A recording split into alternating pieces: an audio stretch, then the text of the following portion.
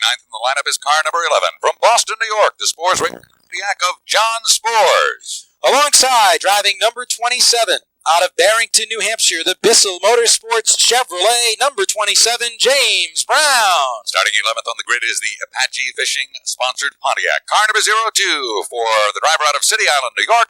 It is John Cirbone. Our thanks to the folks at Sunoco Race Fuels. Only the top 10, folks. Only the top 10 will move to the 300 today. The rest will load up and head home. We've already selected the 4 provisionals. So the top 10 and only the top 10 will transfer to the main event a little bit later on. This is it, folks. 24 cars, 10 qualify for the 300. Remember, $1,000 on the line for the halfway leader here this afternoon. 50 laps. Cautions will count in this one here this afternoon. Pace car is off. Rookie driver Glenn Brio from just up the road in Worcester, Massachusetts will bring the field around to Billy Ryder's green flag. And we're underway, folks, with the 300. Turn 1 we go, and it is Brio with car number 89 that sets the pace, dropping down low. Kerry Anderson in the 33. He tries to make a move in to pick up that second spot. Anderson does that. A little bump and grind from John Swanson in the 25 as we slowly but surely sort this thing out.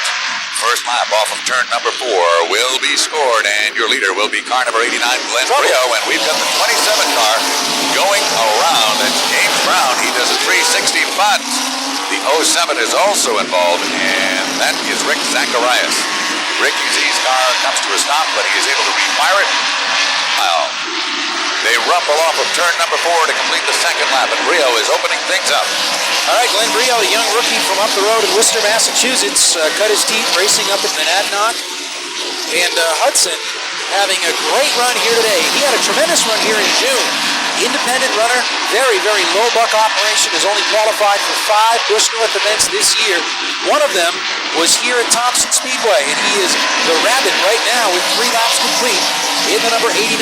Running in the second spot is the number 33, Kerry Anderson. In third, Jason Manafort. John Swanson is fourth, and then Jeff Neal is in fifth. Jeff Neal in that 83 car will be moving south next year to run the Busch Grand National Series in the ProTech Motorsports car. That's the car that Todd Bodine.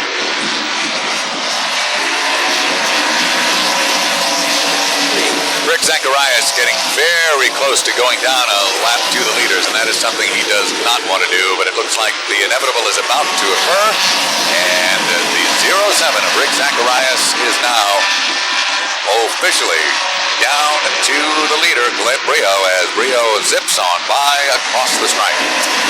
All right, trouble in 4. The 27 car goes around again, and that brings out the caution.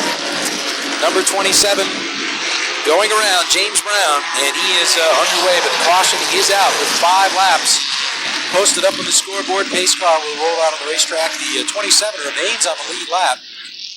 Will be behind the wheel of that car next year in the Busch Grand National Series. Today, he's getting a little bit more experience with this Busch Grand National type of car here at the Big T. Remember, the top 10 move to the main event. Neal currently in 5th, so he's solidly in there. Dean Crystal is the man on the bubble right now. Scott Booley trying to get on up there and get into the top 10. Pace car is in. Here they come. Glenn Brio in his rookie season. Off the turn, down to the line. Green flag is out, and Brio and Kerry Anderson run side by side as they head for turn number 1. Anderson with a good run in the high groove, but Brio gets a terrific bite off the bottom of the racetrack, and Glenn Brio moves out in front, but Anderson comes right back to challenge even to turn number 3. Brio on the inside, Anderson on the high side.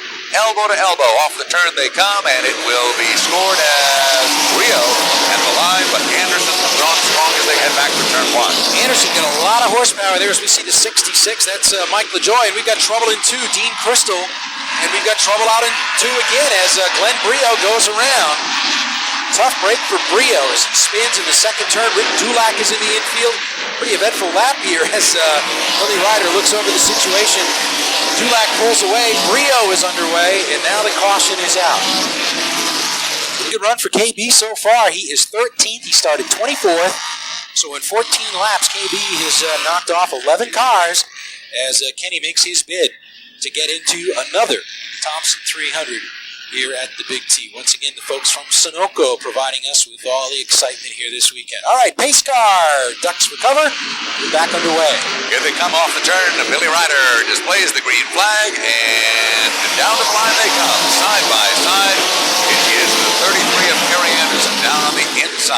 The 25 of Swanson up on the outside. They exit turn number 2, head down the back straightaway, virtually glued together. Three wide out there for the ninth position. And look at this, we got a bid for the final transfer spot. Bouchard went to the inside, but he wasn't able to do it. And now on the outside comes the number 80.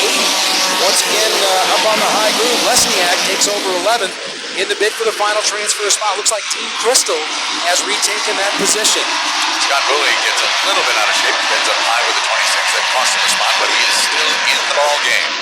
Meanwhile, up front, it is the 33 of Anderson as we continue to shuffle this deck just a little bit. A lot of damage to Dulac's number 12. Also to car number 85 of Humphreys, a lot of damage done to the front end of that, and he is dropping off the base just like a rock. Out in front, Kerry Anderson ahead of John Swanson. A great run for Doug D'Alessandro up there in third. Jason Manafort is up there in the fourth position. Fifth is Alan Chapman.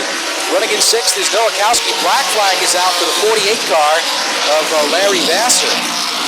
Larry out of Southington with his first start at a Busch North car, having a pretty good run, but unfortunately Vassar looks like he may have some sheet metal rubbing against the tire. You can see the damage to the left rear quarter of the number 48 automobile, and he is done for this one. Dulac is also off the pace in the number 12 as we approach the halfway point. We're just 5 laps away from it, and we do have $1,000 on the line for that halfway point, courtesy of H&B Concessions. Car number 33, Kerry Anderson out of Scarborough Lane in the Anderson Racing Ford leads the charge. Right there in the second spot is Swanson in the Pontiac. As they run 1-2, they have managed to open it up just a little bit over the rest of the field.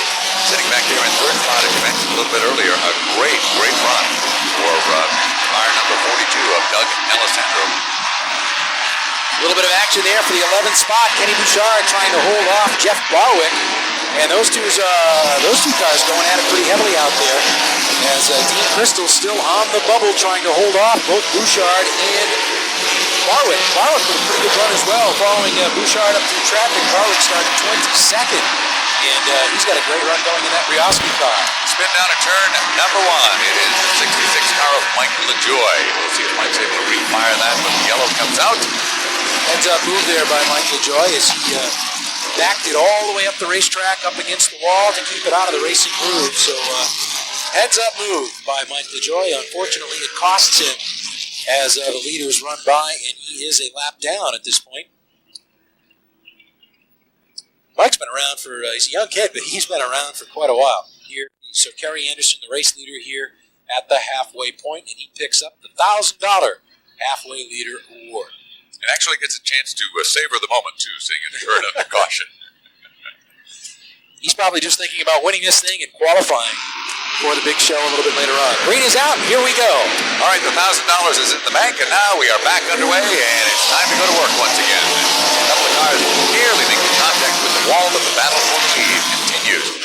Anderson puts the 33 out in front. Trouble in two. Spin, the 36 car goes around, and it looks like Jeff Barwick could bring out yet another caution. Barwick making a little bit of contact out there with one of the automobiles, and as the leaders come by to the stripe, we are still under green. Barwick's car right there on the apron. He restarts it, but a little bit too late. We did see the puff of dirt as the exhaust came alive there. The number 36 of Jeff Barwick, that is the Briosky number 36, but through time trials. Once again, the lights have been turned out around the speedway. We'll look for a restart, and we have a goal of 50 laps in this feature event. This is the qualifier. This is the money race. This is the big one for these drivers. Here they come. Once again, the green flag is out, and as they head for the start-finish line, it is Anderson out in front once again. The 25 car of Swanson runs in the second spot, but D'Alessandro now puts the 42 to the high side, tries to move in for third, but can't make the move in there as Steve Nowakowski pulls up alongside the challenge. All right, off turn 2. That was a smart restart by Kerry Anderson. He drifted up the racetrack and used up a lot of the racing groove. Good driving there, good strategy by Kerry Anderson in the 33. John Swanson is second. Third, a great run for Doug D'Alessandro, the younger brother of Bruce D'Alessandro on the Modified Tour. And Doug, former late model runner here at the Big T, and has had a lot of success and is doing extremely well in his first Busch start here at the Big T. Steve Nowakowski is in 4th. 5th is Manafort. 6th is number 37, Alan Chapman. Back there in the 7th spot is Neal. 8th is Scott Booley. 9th is Brian Wall. And Kenny Bouchard not satisfied with 10th. He's going after Wall on the outside as those two Thunderbirds battle it out for the 9th position out there. And look at kid Glenn Brio. Remember Brio, he was up in the lead earlier on, spun out in turn 2, and now he's back up to the 11th position in the number 89 with just 17 laps to go. He is beginning to put the pressure on Brian Wall and Ken Bouchard for that 10th and final transfer spot. Bouchard knows get fast race traffic in the mirror, so he's trying to get up and around Brian Wall to make the move into the main event, but that leaves the door open for Brio on the bottom as they come to the stripe. Bouchard, Wall, Booley all locked together in a battle for the final transfer spot. They run side by side through turns 1 and 2. Bouchard up on the high side. Kenny gets a good run off the turn. He's able to get about a half a car length advantage as they head for turn 3. Question is, can he hang on to it? Brio is right there leaning on his bumper. Kenny Bouchard now closes the door a little bit and is able to pick up the spot. Glenn Brio coming on up too, the kid from Worcester, moving on up in the number 89, and that is the battle for the 10th and final transfer position, and Glenn Brio's got it, folks, in the number 89. A great run for Glenn Brio with 15 laps to go. He goes from the lead all the way to the back, all the way back up into the top 10 in a transfer position in that number 89. Here comes Crystal back down. Dean Crystal wants to get into the show. He's up underneath the number 77 of Brian Wall as they exit turn number 2. Side by side, Crystal out of shape, but he saves it. Meanwhile, Bouchard takes a look under Scott Booley out there in turn 3. That's for the 8th position. Neal is also taking a couple of peeks underneath the Chapman automobile, but has not been able to set that one up yet. Meanwhile, our leader, car number 33, Kerry Anderson, is running away. He has about a 4-car length advantage over Swanson, who is solidly in 2nd, and riding very, very nicely in the 3rd spot, Doug D'Alessandro, car number 42. The lead trio exits turn number 4, comes back to put another one up on the scoreboard. Sitting back in the 4th spot. 27. The 27 car goes around again in turn 4. Same spot he went around a little bit earlier. That's James Brown and Mike LaJoy spinning also to avoid out there in turn number 4. So the caution is out again with 12 laps to go. Mike LaJoy able to pull away, and also the 27 of James Brown pulling away as well. So under caution again, 11 laps remain in this qualifying race, the Sunoco qualifying race. Once again, a $10,000 purse. Scorers for the late model stock cars, please come up to the scoring area at this time. Scorers for the late model stock cars, please come up to the scoring area at this time. Right now, folks, because pretty much at the conclusion of this one, we'll be rolling right out with that late model main event. Pace car is in, green flag is out. We are running once again, and we've got almost a tough situation as the 33. Ooh, trouble. Big time trouble. As we have Kenny Bouchard involved, we have the 25 of Swanson involved, and the 89 of Brio involved. Now, Brio is able to pull away. The 27 car is also involved. This has just not been his day. James Brown has had troubles all around this racetrack, but it looks like the real tough situation is in the hands of John Swanson, car number 25. Unfortunately, they must be confused because they're headed east.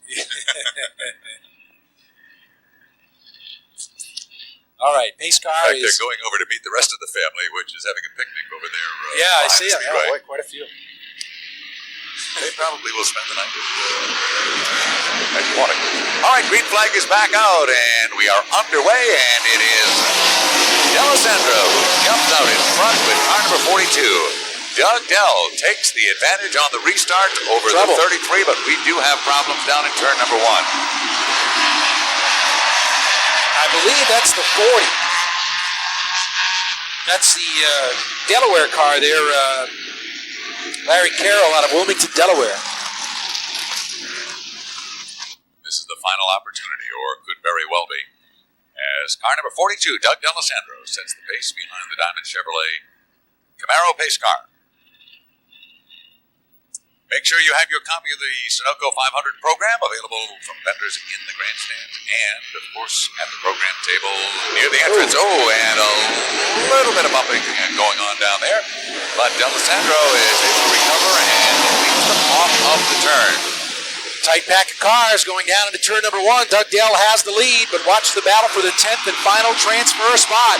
Crystal is right there. The 85 car is right there as well of Todd Humphreys. Final transfer position with 1 lap to go. Here they come off of 4.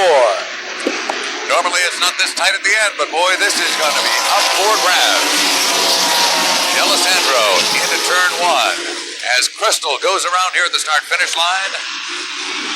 He remains underway, so the race will come to the checker. This time, it will be car number 42 to lead them off the turn, but here comes the 33 down low at the line. It is going to be D'Alessandro.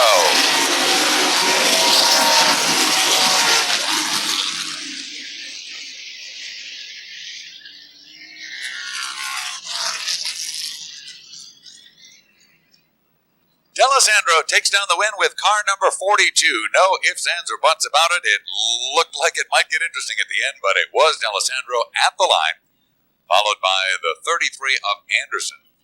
In for the third spot, the 37 car of Alan Chapman. Fourth was the 75. In the fifth position, car number 99 to take down the top 5 spots. Last time he did it was a couple of years ago in a late model stock car. Did it here today in a Busch North Series automobile. Doug D'Alessandro takes down the win in the Sunoco qualifying event. For the 300 here today, a great run for Doug Dell. He's unhooking himself from the race car. And he's the recipient of a little bit of extra cash and a starting position in the Sunoco 300 later on today. Ladies and gentlemen, let's hear it for Doug D'Alessandro.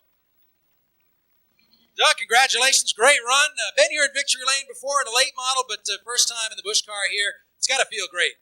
Yeah, this is real good, you know. We've been fighting the thing for all weekend, trying to get the thing right. It's been the first time out with the Busch car. We weren't really sure if we were going to run it this year, but we're glad we are now. We'll get everything back together and try to run the 300 laps. Missed it a little bit in qualifying, but getting into this race, winning it, a little bit extra cash, some nice trophies, got to make you feel good. Oh, yeah, every little bit helps. I mean, the money helps. It's tough. It's tough to run this division. We tried to make the move up from Pro Stock, and hopefully this is just something that's to come a couple times at least. We'll see what happens. 50 laps today, too. Did that help you learn anything for the 300 a little bit later on? I think a lot of it now is just me getting comfortable with the car. So, I mean, every lap we put in is a big help for me. The car, we'll sort that out and get that thing right. But the car's pretty good, and I'll get it. Okay, Doug, congratulations on a great run for you here today.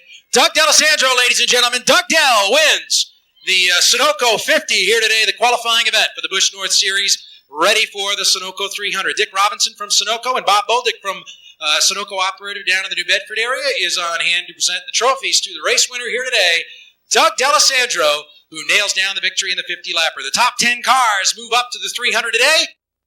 Stand as lap number 6. Northeast Race Cars and Parts with lap number 7. While Bill Slater, V8 Racing, donated money for lap number 8. Mal Hope of Hope Racing with lap number 10. Lap number 10. Once again, the halfway lap, and this one, $100 will go to the leader of the halfway lap, courtesy of Thompson Speedway concessions. Caution laps in this one will count. Once again, 50 laps of distance, cautions will count. And an attempt to move this program along so that we can try desperately to beat Mother Nature at her own game. Now, we did run the qualifying race first. Of course, we did have to run that to get the field set for the Thompson 300. And this will give this 50-lap cautions counting race will give the drivers a chance to get their cars set for the 300, which will come out immediately following this one. All right, ready to go. Tremendous field of late model stock cars, 42 strong. Ready to go, 16, Rob Palmer, and 84, Bob Bruce. Bring the field around as they get ready to rumble here for this 50-lap Sunoco Championship late model event. Green flag is out. We're underway. They're headed for turn one with Palmer down on the inside, and he gets the jump. Bruce drops right back into the second spot. LaFleche now assumes third. Johnson is fourth. Monticello is fifth, rounding out the top five as they head single file is the 70 of Rick Gentis. Pretty much double or triple file from there on back. But the top 5 or 6 cars, but Johnson gets out of shape and almost gets in trouble, but loses a host of spots and sees the point leader just zip right on by him in the process. Pretty much an outside shot for John Johnson to win this thing here today. Johnson 44 points behind, and it pays 50 to win. So Johnson would have to win the race, and Gentis would have to drop out pretty much right in the early going, and there he goes. Gentis is around, and the point leader is spun out by Mark St. Hilaire out in turn 4. Gentis better not win here because cautions do count, so Gentis is imperative for him to get around. We've got a caution flag here on lap number 2. All right, so just as the challenger ends up losing some spots, the leader ends up losing a host of spots. They have announced also that the 8 of Mark St. Hilaire will be put to the rear of the field for rough riding. He had pretty much just spun out the point leader. You can Gentis coming back on pit road in the number 70. And we are ready to go back to green here. John Johnson will come back out. So Johnson remains on the lead lap. And look at this, folks. The point leader does have a problem. They are checking over the back of that car. And apparently he does have a problem with the number 70. He is still on the lead lap, but is in serious danger of losing a lap here in the number 70. What a tough break for Gentis. He is going to lose a lap. And he is being held. Field goes by, and Gentis will now move out onto the racetrack. Boy, this will be a serious blow to his championship hopes. 44-point lead going into this race. But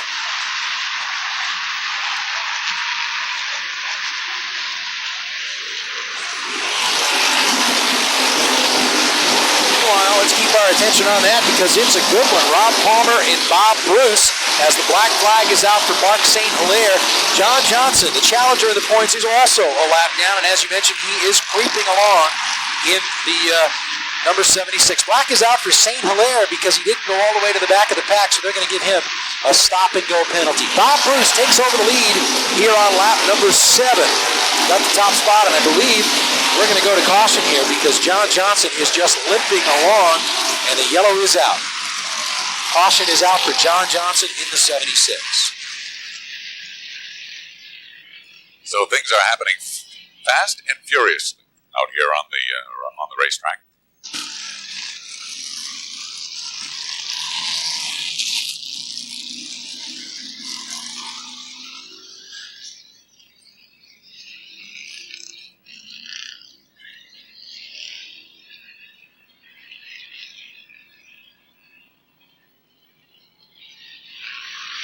Green flag is back out, and it is car number 84, Bob Bruce, to lead them off the line and down into turn number 1. Look at that move by flying Brian McCarthy down there. We've got him 3 deep for 4th, 5th, and 6th. McCarthy in the number 1 down on the bottom of the racetrack. This is his first start here at Thompson in quite a while. Same with the orange 30 of Ricky Sean. It looks like Ricky Rudd, doesn't it? But it's Rick Sean. Both of those guys making a return here to Thompson after a long absence, and they are right in the thick of it, Russ. Pretty impressive right off the truck for those 2 cars. No question about it. They both had very successful days yesterday. Look at the battle up front as Rob Palmer puts the 16 right into the lead. A brand new race car as Palmer slides into the lead down into turn number 3. That puts Bob Bruce into the 2nd spot. 3rd is then black number 9 for Rick LaFleche. We come back across the line. Monticello runs in the 4th spot. Rounding out the top 5 is Rick Shaw. Then it is McCarthy in car number 1. Pretty good effort also for the 41 of Tom Butler. He's making his first start of the year here at the Big T, and he's up there in the 7th position with a pretty solid effort. Here comes John Johnson back out on the racetrack, many laps down in the number 76. Meanwhile, back out in front, Rob Palmer, that brand new Napa of Putnam and the Framboys Well Drilling, number 16. At the head of the pack with 13 of the 50 complete here today. Bob Bruce running in the 2nd spot, and we've got trouble here at the start-finish line. Frank Kaiser Jr. sliding through the infield, and it will not be a happy birthday for Rob Haru in the Consumers Oil Malik Tree Service, number 87, as he comes to rest here in the start-finish line. Looks like quite a bit of damage to that number 87 car. Not only did he get clobbered on the side, but the nose of the car got hit pretty hard as well. But he is able to drive away and will head for pit road. Your attention, please. Mike Joy, or Mr. Holland. Please report to Bill Slater's trailer in the pits. Mike Joy or Mr. Holland, report to Bill Slater's trailer in the pits, please. All right, folks, pace car, the Diamond Chevy Camaro pace car, ducks for cover on pit road, and here come the leaders. Number 16, Rob Palmer. Number 84, Bob Bruce. Green flag waves, and we're underway with this one in Richie Alfiero in the 82 with a problem here. Looks like he was going to make it to the pits. Nope, he actually does get it done. All right, off the turn they go. We have the 16 car from Rob Palmer out in front. Bob Bruce runs in second spot. Third is the 9 of LaFleche. Then it is Dennis Botticello and Ricky Shawn as they enter turn number 4. And Bill Nash. We've got him stacked up. Jet does a little rock and roll down through the infield and pulls out right alongside of his buddy John Johnson. Bill Nash got spun around. Pretty amazing that nobody else was involved. Everyone was able to make it by. Nash sitting down at the bottom racetrack cannot get the car started, and he is going to go a lap down here as the caution comes out here on lap number 19. Bill Nash, who is a DARE police officer, the DARE officer, out in the town of Norwich, Connecticut. Rob Palmer in the number 16 from just up the road here in Griswold, Connecticut. Started out in the strictly stock division here at the Big T, that Bobby G chassis car, a brand new machine. Town and Country Auto Group, the Framboys, Well Drilling Furs, Radio, and Napa, the sponsors of that car, and he is the leader. As he and Bob Bruce on the outside have ping-ponged back and forth with the race lead in this 50-lapper so far. We're just 4 laps shy of the $100 halfway mark, and Rob Palmer pulls away and grabs that top spot. Sure does, and Bruce is glued right to his rear bumper. Look at how we changed things in the back of the pack, however. A lot of changes being made as we shuffle the deck off of the second turn. Down the back straightaway they go, as Lonnie Mecto has now taken that round number 48 car from deep in the pack and has placed it well into the top 10. Mecto, a multi-time feature event winner, is on a roll. He sits right behind the 30 of Ricky Shawn. Bob Hanley still the driver to watch in that 14 car. He has blasted his way up through the field, and he is cresting just beyond the top 10. We'll see if he can make the move under Fred Soucy out there in turn 2, that blue Napa King Oldsmobile, and he is working it on up through the pack in that number 14. Meanwhile, Rob Palmer in the 16 car pulling away just a little bit here from Bob Bruce, Rick LaFleche, and Dennis Botticello, the big kahuna in the number 18 car. Rick Shawn, former champ here at the Big T, runs back there in the 5th position in the number 30. As we've got a spin again, that looks like Steve DeGroselia in the red number 56, Task Country Homes, Task Construction, number 56, and that'll bring out another caution here, one away from the halfway point. Steve's going to go a lap down in the Ford T-Bird. Dennis Botticello on the outside, he's your 3rd place point man. Then it's Rick Shawn in the number 30. Lonnie Mecto in the 48. Great run for Roy Ethier in that number 17. That's not his regular race car. That's the Doug Brooks automobile, and Roy doing a great job with that car here today. Green flag is out. A lot of beating bang in the middle of the pack here as Falcone and Stample get into it. The 5 and the 22, and they sort things out and keep rolling, but got a little squirrely there for a moment. As they head down the back straightaway, it is car number 16, Rob Palmer, followed by the 84 of Bruce. Look at the 48. We mentioned Lonnie Mecto several laps ago, and he continues his march to the front of this pack.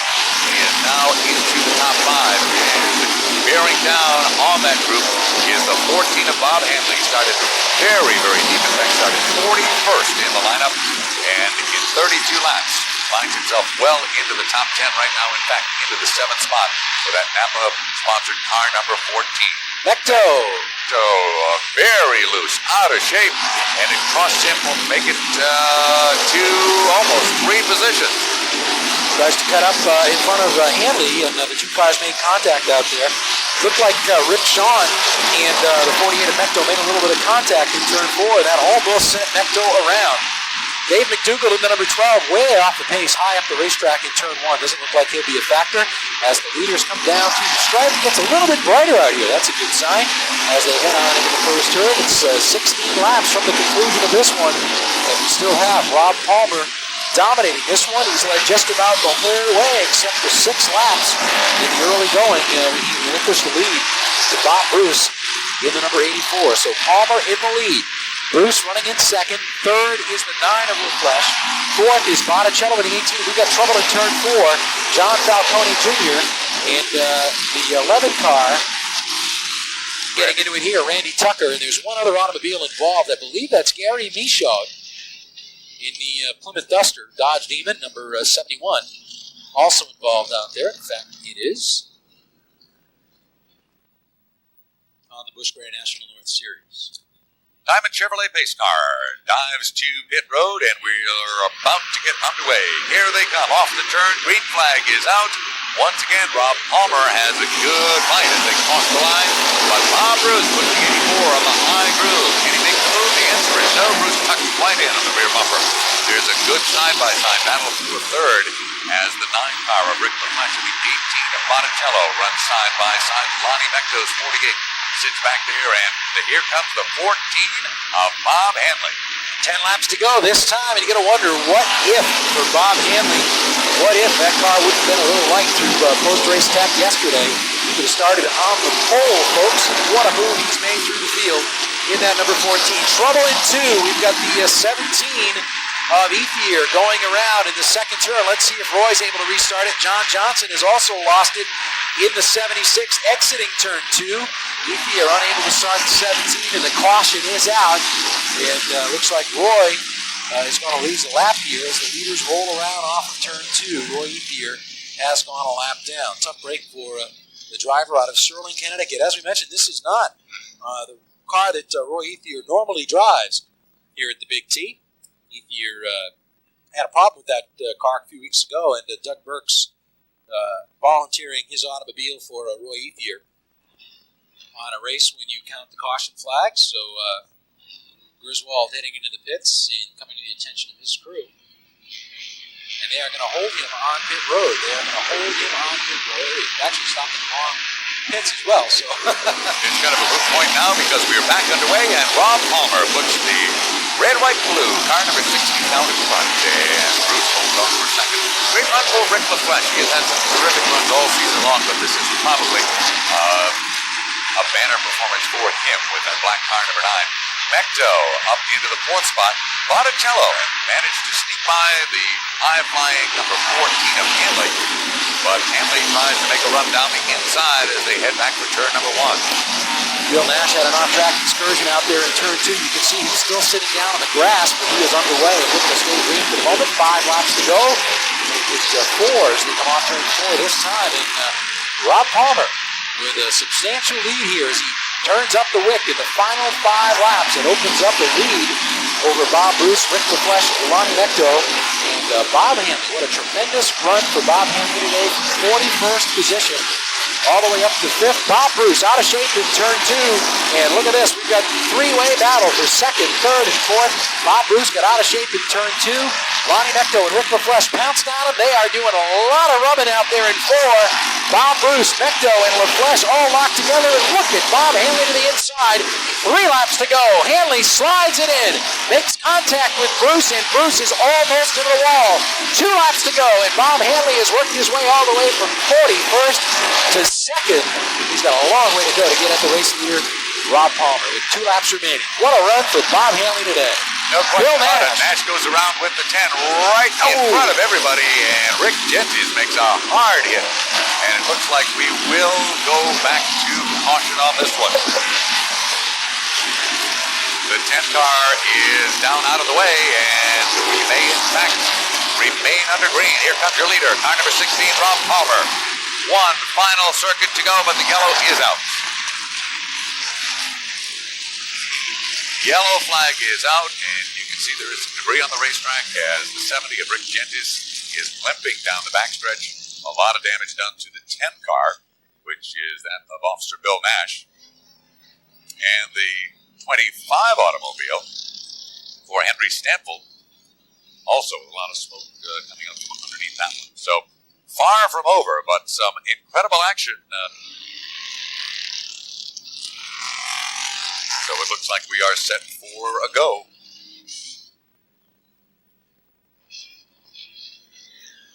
Green, white checker.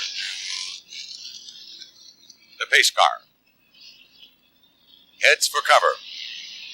Palmer jumps on the throttle. Green flag is out. We are underway. This is for all the money as Palmer gets about a 2-car length advantage over Hanley as they head for turn number 1.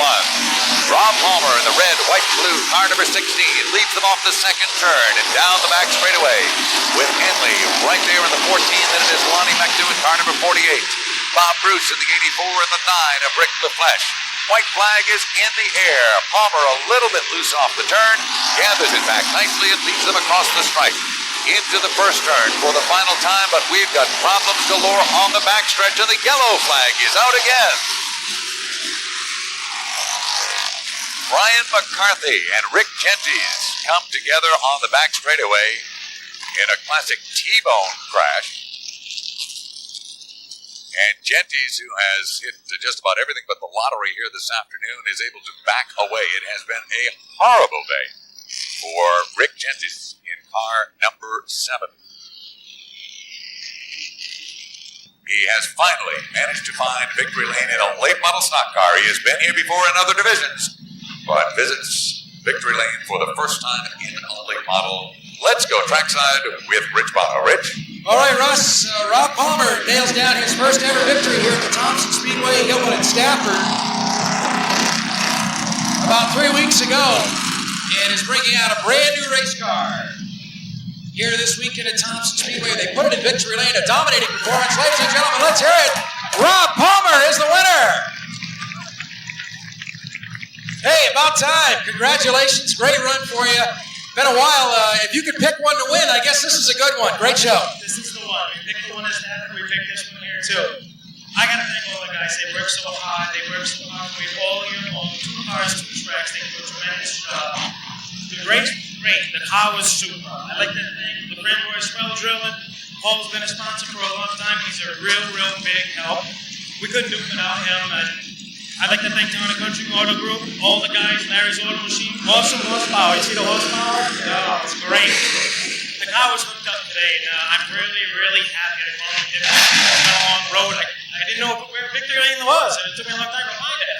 Well, Bob Hanley started 41st in this field, and he worked his way up to second. You sure didn't want that caution on the last restart, but you were able to get him there on that last restart and open up a little bit of a lead. I did what I could. I really put the hammer down. I was trying not to bake the tires, but I was a little nervous with Bobby back there. I was a little nervous, and I know he runs good, and I knew where he started, and I knew where he was, so that was all the more reason to be nervous. All right, congratulations, Robert Palmer. Ladies and gentlemen, he is your winner in the late model stock car division here today. The folks from Sunoco, Dick Robinson and our trophy girl from Sunoco are on here to present the beautiful silver trophies, beautiful silver cup trophies to our race winner, Robert Palmer, ladies and gentlemen, from Griswold, Connecticut, as he nails down the victory here this afternoon. All right, Rich, now what we would like to have you do is, if you have a program, is to start from the back of the program and flip forward until you find the Thompson Sunoco 500 full page ad. And you know, when it comes to money won, you realize that any signature is always $1,000 at the end of a deal. So, a lot of money at stake here today. Jeff Fuller brings the field down. This is the inaugural for the North Series brand new 300-lap event. This is the toughest grind on their schedule. The only race that is longer in terms of mileage is held at Daytona Beach. Around the big 5/8 mile, let them know you're excited to see the Busch North cars here at the Big T. 300 laps, all the way down to turn 1. Wave your hats, programs. Send them along, folks. 42 strong here this afternoon. A nice send-off for the field, and the driver is duly appreciated. This time, it's down to business. They check the gauges. Final check of safety belts.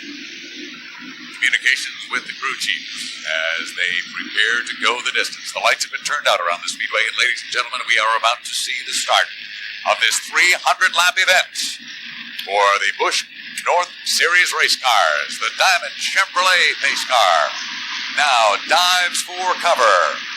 Everybody up on their feet. Here we go. The cars are coming off of turn number 4. Billy Ryder looks them over, and we are underway.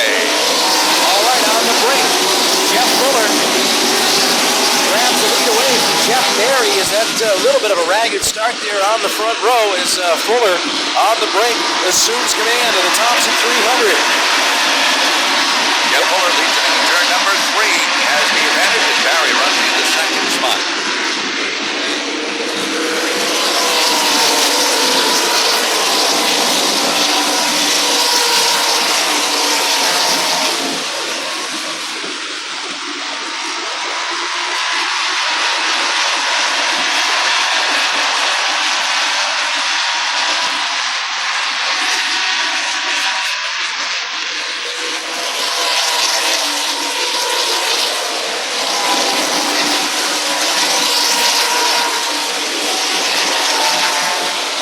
Back of the pack, Andy Santerre and Dale Shaw, second and third in the points, still stuck deep in the pack as the leaders have clean racetrack in front of them, and they could be in danger of losing a lap here in the early going as this thing should stay green for a while. Jeff Fuller opening up about a 2-car length lead now over Jeff Barry and Mike Stefanik, with Truex and Dion rounding out the top 5. Pretty good run this weekend for Dennis Doyle.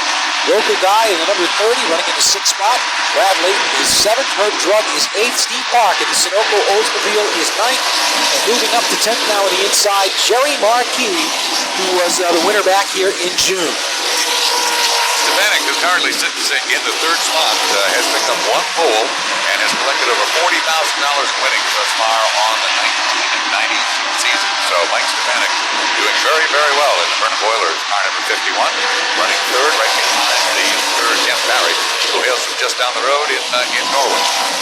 Barry cut his teeth here at Thompson Speedway, running in the small block modifieds, and ran exceptionally well here at the Big T for quite some time.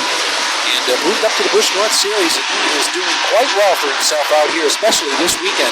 Always run well here at the Big T in the Busch cars. It's pretty much his home track when it comes to Busch North racing. And he's putting on a great show for the fans of the Valvoline-sponsored Chevy right there in second. Dave Dion takes a peek to the inside of Martin Truex, but he's unable to make it stick out there in turn 2. You know, we have to make a call to Doug D'Alessandro in car number 42. If you recall, he was one of the final 10 to make the lineup, and look at how far he has come up through the pack already. He sits just about mid-pack, gets a little out of shape down there in turn number 4, so maybe we shouldn't be talking about just how well he was doing. We caused problems for John Johnson and Rick Gentis in the last race, so Rich, I'm not sure we should even make mention of these things. That's true. All right, coming down to complete the 8th lap of the Sunoco Chevy, still out in front. Jeff Fuller in the lead, holding down second. Jeff Barry third is the 51. Vernon Boilers car for Mike Stefanik. Mike was the runner-up here in June behind Jerry Marquis.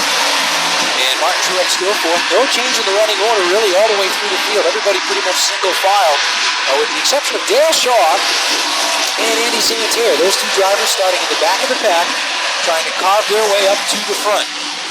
Shaw picking up a few spots here in the Ocean Spray Artie Roy Chevy.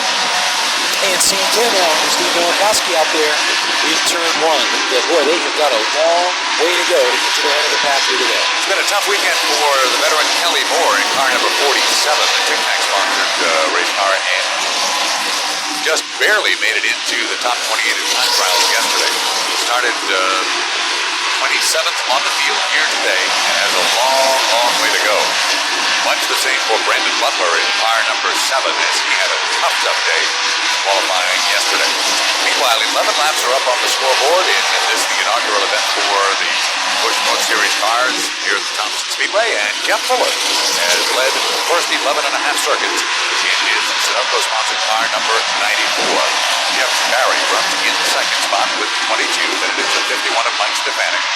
Martin Truex in car number 56. Got a problem in turn 2, 33. Kerry Alexander is up into the wall. Kerry Anderson, rather, and he gets the car to stop right under the Diamond Chevrolet sign to bring out the first caution of the afternoon here on lap number 12.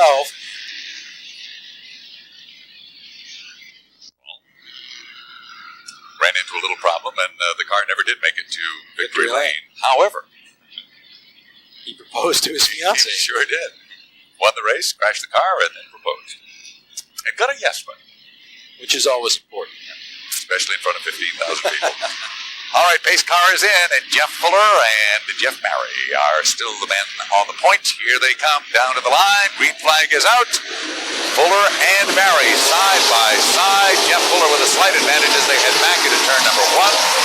Jeff Barry tries to make a run in the high groove, but as they exit turn number 2 and head down that 500-foot straightaway, Jeff Fuller slowly emerges past the leader once again. Fuller takes it in deep. Barry drops in for a second. Here comes Truex. He is into the third spot as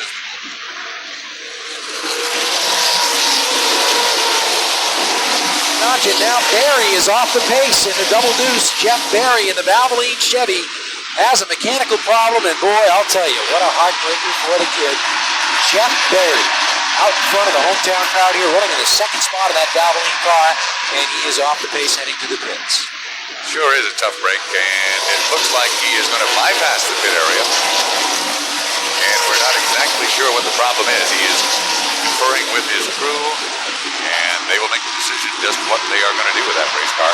But in the meantime, the 94 of Jeff Fuller is out in front, setting the pace in the early going of this 300-lap grind. Here comes Stefanik back to put up a challenge alongside of the 56 of Truex.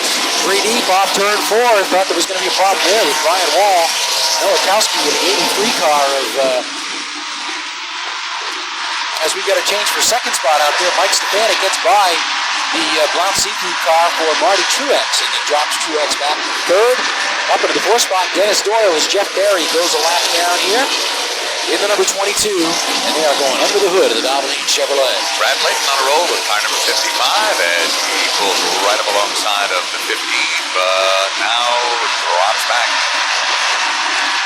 Good move for the 15 as he was in the 10th spot just a couple of laps ago. He's now worked his way up to 7th position, passing 3 cars since the last caution. As Layton continues to fall back a little bit. He's definitely got a little bit of a handling problem with that race car, and he is sliding back a little bit. He's just not getting off the corners the way he needs to. Looks like the 92 race car, Mike Gallo, could be done for the day as his crew pushes that car back behind the wall.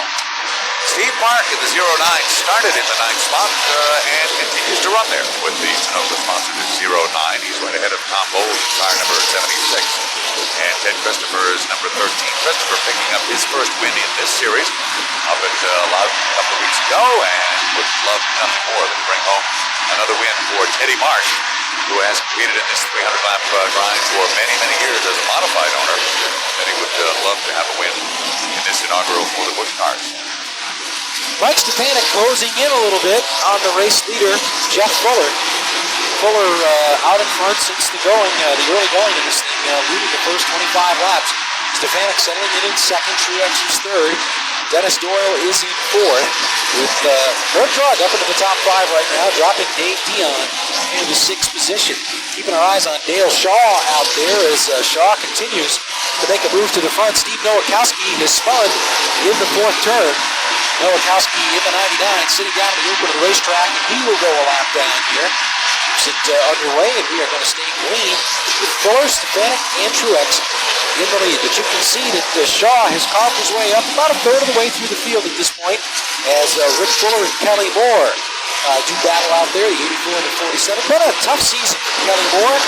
He's currently 4th in the standings, not all that bad, but Kelly has yet to win a race or win a pole this season. And, of course, he is the defending champion in the Busch North Series division, the Jordan Lumber Tic Tac Pontiac, car number 47. You know, one of the great stories in this division has to be that of Dennis Doyle, who started what seems like only a few years ago with a family-run operation, running pro stock mainly at the Stafford Speedway. He's here as well. But one of the really nice people. In fact, a very nice family in the sport of automobile racing. And Dennis, very early in his career, decided to move to the Busch North Series. And here he is today, running fourth with that car number 30 out on the racetrack. So tip of the hat to Dennis and the entire crew of the Stay Right Franklin Electric sponsored Chevrolet. Meanwhile, at the front of the field, no two drivers in this race today have more experience at this racetrack than these two guys. Jeff Fuller, the leader, Mike Stefanik in second, 3 Thompson 300 victories among them, and national championships also for the NASCAR Modifieds. Jeff Fuller, the champion in 1992, and Stefanik, a 2-time national champion as well, in the number 51. They've both moved to the Busch cars. Jeff down south, being very successful, winning at Bristol this year, and Mike Stefanik in his first year teaming with Mike Ricci in the number 51 car. Still winless this year, although they did pick up a victory here at Thompson Speedway last year in the Alan Avery number 09 toward the end of the season. All right, so we have 31 of 300 posted on the board, 1/10 of the way through this 300-lap grind this afternoon. The story thus far has belonged to Jeff Fuller, and it is a great homecoming for the fellow who hails from Auburn, Massachusetts. Made the big move down south, and like so many others who have made the move, Jeff showed them that he really could get it done. And that has done an awful lot to add respect. I think that's an important word, to add respect to the competitors at the local racetracks, because when you get right down to it, the Dale Earnhardts of tomorrow are being watched right here today. And Jeff Fuller is a perfect example of someone who can shine and shine brightly here in the Northeast, running the local racetracks, whether it be with a fender car or an open wheel race car, and go south and also take on some of the toughest competition in auto racing. Steve Clark will have that opportunity next year, as he will be driving for Dale and Teresa Earnhardt in the Busch Series in the South. Good battle heating up here for the lead. Yeah, Stefanik has been taking a totally different line around the racetrack for the past 10 laps or so. He has been right down to the bottom of the racetrack while Fuller has been up a groove. Stefanik digging right down to almost to the grass as they exit the corners, and stuck the nose down there underneath last time, but couldn't make it stick. Leaders are coming in on lap traffic now, and they've put Steve Tooker a lap down, and that does mean that should a caution occur, the next restart would be single file, because lapping has begun. 35 laps into the Thompson 300 today, brought to you by Sunoco, and it's been all Sunoco up front so far. Jeff Fuller in the lead, but now Burnham Boilers and Honeywell moving up to the front. Interesting, both cars do carry the Honeywell decal on the side of the cars, so Fuller getting a challenge here, serious challenge for the lead as Stefanik pulls alongside of the number 51, but a little bit better bite out of turn 2 up the groove for the 94 of Jeff Fuller, and Stefanik is unable to make it work. And Mike has been digging down there in the bottom of the racetrack for the past 15 laps, and he's really found himself a niche at this racetrack. You can only wonder what's going through the minds of these two drivers. Jeff, of course, wanting to come back after being victorious at the big time, Bristol, Tennessee, wants to come back and win here. Mike Stefanik, of course, wants to show everybody that, Jeff, hey, maybe you can do it, but I can still do it. So a great rivalry continues between these two drivers as they continue to work the 5/8 mile. Very early on in this race. So plus, Mike hasn't won yet this year. He doesn't want some outside guy to take away the marbles here. He wants a Busch North guy to do it. He wants it to be him. Putting the 02 car lap down. That's John Cerbone. Coming up now, Billy Penfold and Alan Chapman as we continue to work race traffic. Jeff Barry has climbed out of the Valvoline number 22, and he is done for the afternoon. Boy, that is a heartbreaker for the kid from Norwich. And there's another battle for the lead. Stefanik inches up alongside, gets the wheel just about up to the left rear. Jeff Fuller's number 94, but he's unable to carry it a little bit further. And Stefanik settles back into that number 2 spot. They have opened up a little bit of an advantage, about half the straightaway over Martin Truex in 5th. There's really been no change in the running order pretty much anywhere through the field, all the way back down around, except for the lapping that's going on as they now put Billy Penfold a lap down out there in turn 3. Other drivers who have won this event and gone on to stardom, Jimmy Spencer, obviously. Jeff ProNyne, the only 4-time winner of this event. Ron Bouchard went on to win the Talladega 500. He had won this race. But the list of those that have not won this race is virtually endless. There are many, many, many drivers who wanted to win a 300 here at the Thompson Speedway to add that duel to their crown, but in the closing years of their career, not able to do it. You know, the interesting thing, too, about that is Stefanik following through as they put Alan Chapman a lap down. A lot of the drivers did find that big success immediately following a win here at Thompson Speedway. Bouchard in 1980, Jeff ProNyne had won this race 4 times and then went down south in the late 80s, or rather, I'm sorry, the late 70s. Ron Bouchard won this in 1981. A year later, he won the Talladega 500. Greg Sachs won the race in 1982. In 1983, he went down south, founding his own Grand National Winston Cup operation. Mike McLaughlin, shortly after his victories here, he won his last Thompson 300 for Art Berry. Went down south to run the Fiddle Faddle car for Frank Cece. And the list goes on and on. Think about Jeff Fuller, 1994. 1995 is the Busch South Series in the Rookie of the Year. Bobby Crouch, who made an early pit stop, is in danger of going a lap down. And now Stefanik again gets a good run out of that second turn in the Burnham Boilers 51. Stefanik takes it in deep and now has the best position he has had yet. Off the turn they come. Stefanik on the inside, Fuller up on the high side at the line. It will still be Fuller, but Stefanik is finding the magic setup. What it takes to get that car down low and get a good run off that second turn. This time, however, Fuller gets a great run off the bank, coming down the back straightaway, and does not allow the 51 of Stefanik any room whatsoever. Lap traffic could become a factor here as the 77 car of Brian Wall goes down to the leaders. Wall drops down bottom of the racetrack, and Fuller and Stefanik zip right on by. Meanwhile, just a little ways back, it is Martin Truex in car number 56, and Truex is on a nice easy ride here this afternoon as he has that third position well in hand. And then we go back to Dennis Doyle in car number 30, and a great run for Dennis that we mentioned just a little while ago. Stefanik again puts the wheels alongside as they run down the back straightaway. This time by, there'll be 50 laps on the scoreboard as we click them off here. Jeff Fuller continues to lead over Mike Stefanik. Martin Truex, Dennis Doyle holding down the 4th spot. Herb Drug is 5th, Dave Dion 6th, Jerry Marquis still there in 7th, Steve Hart 8th, Tom Bowles 9th. In 10th, Ted Christopher. 11th is Dave Branscombe. 12th is Brad Layton. He's falling back just a little bit. 13th is G.G. Gravel. Tom Carey 14th. Tom Fox is 15th, and it's Bobby Dragon, Jamie Obie, Brad Bennett. Look at this battle in turn 2 is Rick Fuller, and 47, Kelly Moore squeeze right through. Heavy lap traffic in turn 2 right in front of the leaders, and Jeff Fuller had to back off just a little bit. Stefanik couldn't take advantage of it as they now put Jason Manafort in the number 75 a lap down. Your lead duo again off the turn, and Jeff Fuller still maintains the advantage.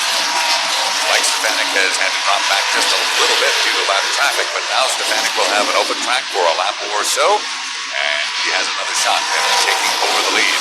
In danger of going down a lap, car number 6 for Robert Krause. That's right, he was in earlier, so that's already a moot point. He didn't lose a lap, but that's what Nowakowski also in the same boat.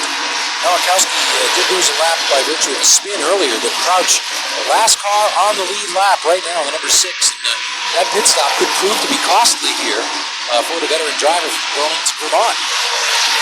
John Chabone also getting very, very close to going down a lap to the leader as passing flag displayed to Robbie Crouch and the 99 of Nowakowski. Now we've got a change down the backstretch. Stefanik makes the move off the second turn, and Mike Stefanik picks up the lead on lap number 54. Mike Stefanik uses some lap traffic to his advantage, and he grabs the lead off the second turn from Jeff Fuller. All right, Fuller settles back in second as they put the 02 car another lap down. Fuller settling into the second position. Truex is still third. No change really throughout the running order except for the race leader now. Mike Stefanik trying for his third Thompson 300 victory. in the Burnham Boilers number 51. 56 laps are now complete. Mike Stefanik showing him the way here. Robbie Crouch desperately trying to hang on to the lead lap in that Auto Palace Pontiac. The number 6, victim of that early race pit stop, and it's now coming back to haunt him. Haunt him as he is right now the last car on the lead lap.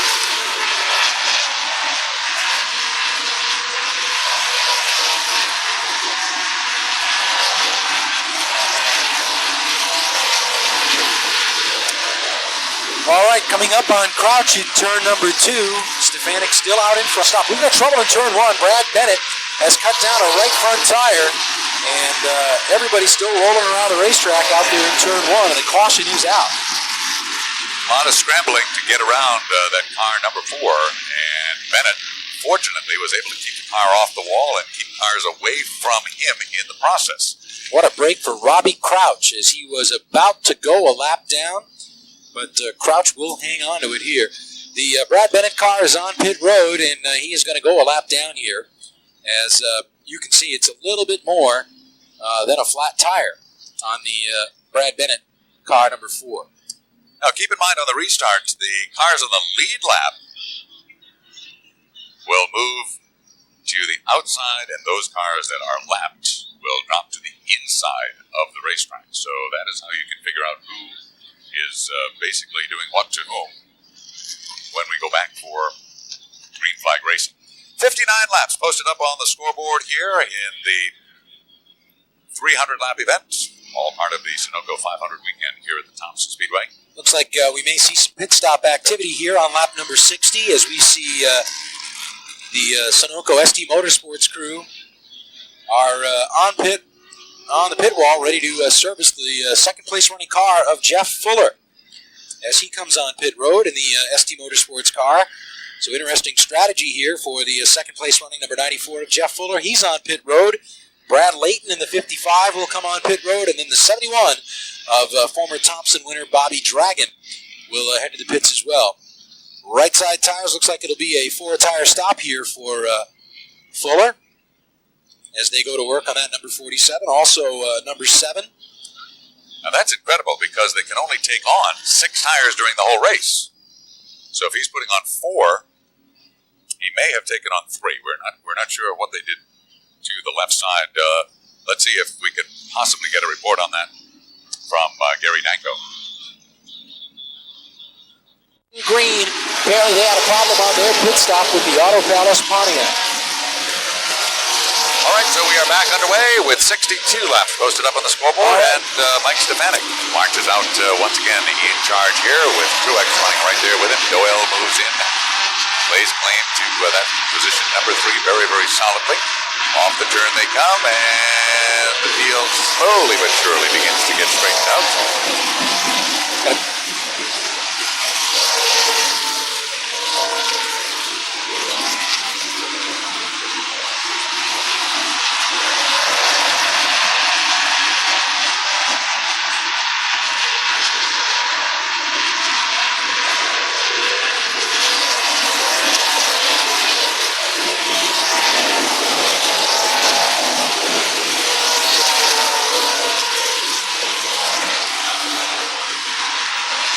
Down the back straightaway into turn 3, Stefanik still out in front in the Burnham Boilers, number 51. Holding down that second spot, Martin Truex. Dennis Doyle is a strong runner in the 3rd spot. 4th, Herb Drug, Dave Dion back up into the 5th position as they roll down to turn number 1 with 65 of the 300 laps on the board here this afternoon. Keep your eyes on Ted Christopher. Looks like he's making a little bit of a move underneath Tom Bowles out there in turn 2. Bowles in the number 76 coming up on Steve Nowakowski. They're going to try to put him a lap down. Christopher also digging to the bottom of the racetrack, and you can see the 76 of Bowles. That car just about getting away from him out there in turn 4 that time. So Stefanik continues to lead. Took over the lead on lap number 55. And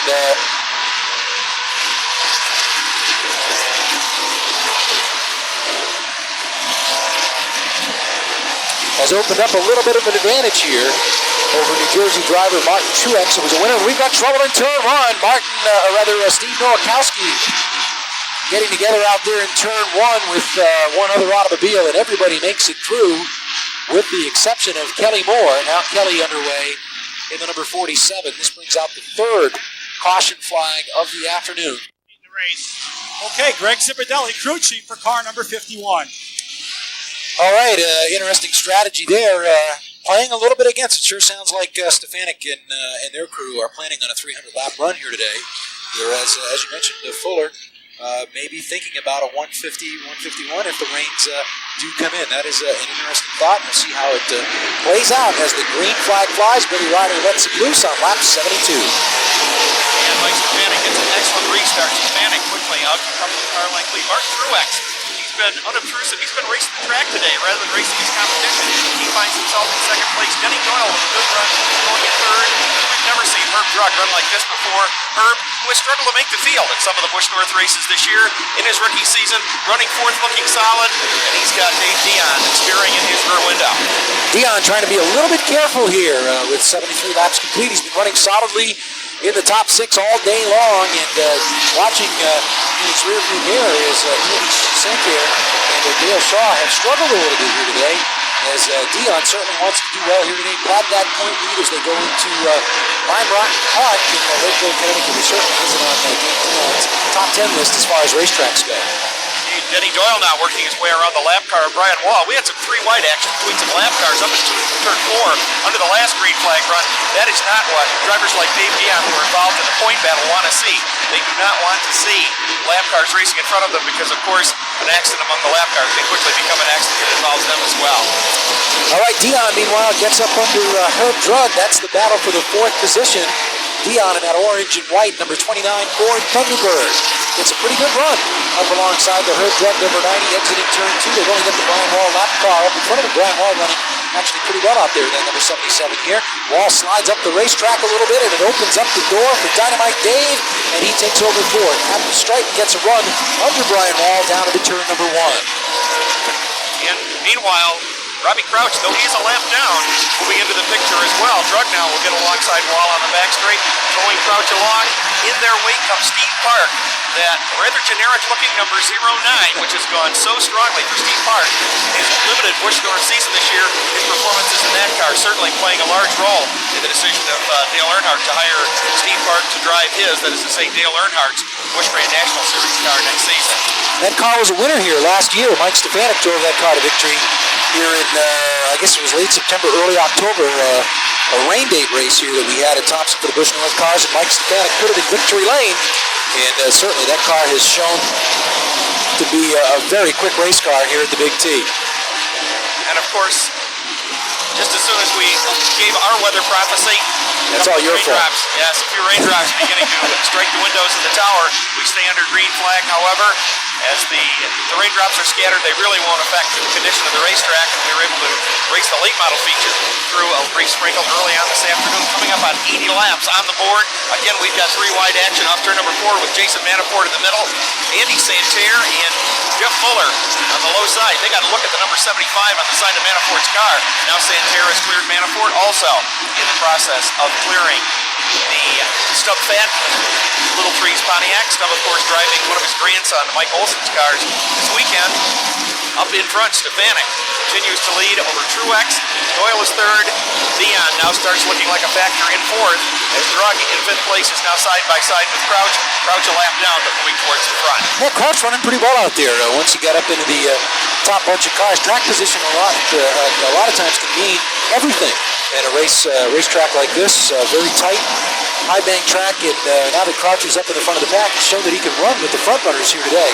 Look at this, 3 wide to turn 1. We've got Stub Fadden in the middle, Fuller down on the bottom, and Bobby Dragon wisely backs out of that one. He was up in the outside groove, as Jeff Fuller about a half a lap back behind Mike Stefanik, trying to work his way to the front, following Andy Santerre in the Wins EJP number 44.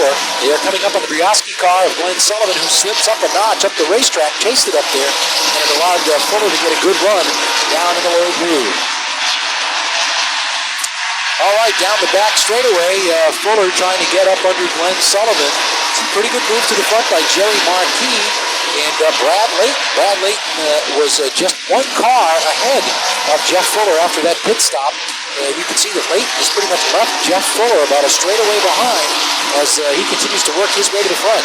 Leighton, the impressive rookie driver that came out of the American Canadian Tour Series to run the Busch North Series this year, picked up a third-place finish here at the Big T and a win at Loudon earlier this year, plus one other victory to add to his resume, and he's doing quite well as he goes by former Pro Stock champ G.G. Gravel in the 54 out there today. Looking just a little bit further back in the field, TC starting to come into the picture. Ted Christopher in the Les Care Kitchen Chevrolet goes to the low side of Tom Bowles. They're side by side, 3 and 4. Bowles scoots up the banking. They'll drag race down the front straightaway. Still with Bowles about 3/4 of a car length ahead. You know, they say that sometimes the toughest thing to learn to do is learn to win. Ted Christopher had been so close in so many major events. He almost had a Busch North win at Nazareth earlier this year, missed a shift on a restart. Almost had the modified win at Watkins Glen when a wheel came off. Finally, TC was able to make its victory lane in a Busch North race at New Hampshire earlier this month. That might open the floodgates as Ted and the Ted Marsh team have now added the last building block to the puzzle. They've now learned how to win. Yeah, you remember they've had so many great runs last year at Loudon. He and Kelly Moore battled for the lead with contact right near the end. And as you mentioned, a lot of times you see that. A driver wins his first race and then boom, they learn how to win it. And all of a sudden it gets a little bit easier.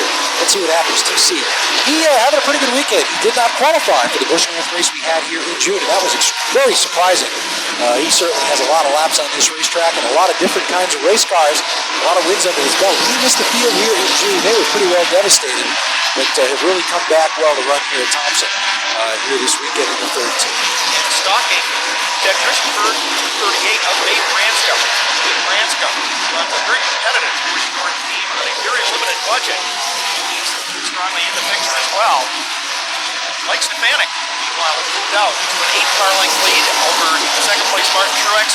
Truex coming under heavy pressure from Robbie Crouch. Remember, Crouch is a lap down, but he's about to pass the second place car. Crouch drag racing Truex down the front straightaway. They'll run side by side in turn 1. Truex trying hard on the outside, but I think eventually Crouch should prevail if he can stay alongside him in the low groove. Now, Crouch shoots ahead as they head into turn number 3. Crouch has only to get around leader Mike Stefanik to get his lap back. Stefanik with John Serbones, number 02, as a buffer. Crouch is on rushing 3 wide on the back straight. Shaw on the outside, Dragon on the inside as they go around both sides of Glenn Sullivan. At one time, here comes Kelly Moore following that group through as well. They're not running near the front of the pack, but they are on the lead lap. Robbie Dragon with 2 Busch North Series victories to his credit this year. And it might be noted the first of those 2 was at Tioga Speedway on a night when the weather conditions very, very closely resemble those of today. That night there was rain virtually in the parking lot throughout much of the race, but it didn't fall on the track until about 5 laps to go. Meanwhile, pulling off the back straightaway is the number 33 of Kerry Anderson. Kerry Anderson pulling down into the infield. He would appear to be done for the afternoon as lap number 92 is put on the board by our leader Mike Stefanik. Now Crouch closing dramatically on Stefanik. Crouch getting ready to gobble up Stefanik the way he has the rest of the field, and unofficially that should put him back on the lead lap if he can pull off the pass. Stalks Stefanik through turn 4 and down to the stripe. Dave Dion has now moved up to 3rd spot. A couple of laps ago, he bypassed Denny Doyle in the number 30 car, but Herb Drug could not follow suit to take over that 4th position in the number 90 car. So Dion at the number 29 is now 3rd. Dion in the Continental Paving Berlin City Ford Thunderbird, holding down that 3rd position, beginning to make his presence felt here. Been a pretty conservative race so far for the veteran driver out of Hudson, New Hampshire, as we close in on the century mark here this afternoon. 95 laps will be complete this time as the race leaders come up on Jason Manafort once again. Steve Tooker in the number 57 on pit road under green here, so that'll certainly be costly to him, but he already was a lap down. There's Drug now making the move under Dennis Doyle. That would be a battle for the 4th position. Al is, Herb Drug with performance of the year for him, that's for sure, in that number 90. He's following the tire tracks. Dave Dion tries to slide under Doyle. Doyle will fight back on the outside. The 2 of them only about 3 car lengths behind Dion. the hard roof around Tooker and 57 car, still side by side between Doyle and Drug for the number 4 spot. Meanwhile, at the front of the pack, Stefanik with a pretty healthy lead on second place Mark Truex, but no lead at all on Robbie Crouch as Crouch attempts to get the lap back. 96 laps on the board. Tooker slows on the back straightaway. Now off turn number 4. Crouch appeared to take a look at the high line that time. He's been pushing low, pushing low, pushing low on Stefanik. Now he goes low again in turn 1 and 2. He's able to get a right front fender up alongside the left rear of Stefanik, but not able to move around. They're closing in on a heavy lot of lap traffic.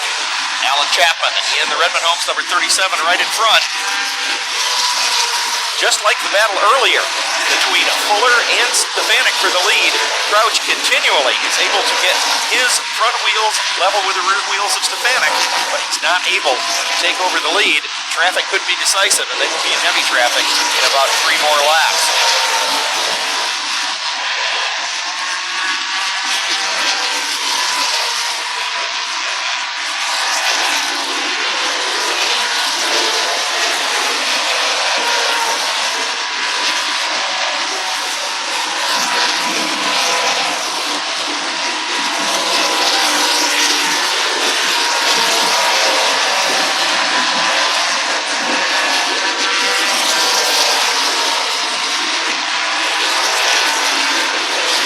At the same time as Jeff Fuller, and pretty much the same time as Jerry Marquis, and those drivers have really carved their way back up to the front quite nicely, so good run. 100 laps are down, 151 will make it official here today, so hopefully we'll be able to get this one in as the rain is certainly approaching from the southwest. The Busch cars with a pretty good performance here so far, just 3 cautions to slow this one down. We saw a pretty good early battle between Jeff Fuller and Mike Stefanik. Now the battle on the racetrack is between Mike Stefanik and the lap car of Robbie Crouch. And we've got trouble in 4. 3 cars together. It looks like right in front of the leaders, and Crouch racing back to line. Billy Penfold, Brian Wall, and Glenn Sullivan getting involved there. And I believe Sullivan was basically a spectator who was caught behind that one. He had talked earlier, too. The crew chief, Greg Zipadelli, had spoken to Gary Danko, and they had kind of indicated that they would pit around lap 100, hoping for a caution. Guess what? Came out on lap 100, and they choose not to pit. They may be looking up at the sky here and thinking that this thing may not go all the way now. Some of those who do pit. Dion, Andy Santerre, Kelly Moore, Tom Bowles, Brandon Butler. Stub Fadden is on pit road as well, along with Mike Olson, Gigi Gravel. Great stop by the Avery Motorsports crew, the Sunoco crew of Steve Park, and they are going to make it out first. Gigi Gravel will be out second. As great pit stop by those guys out there.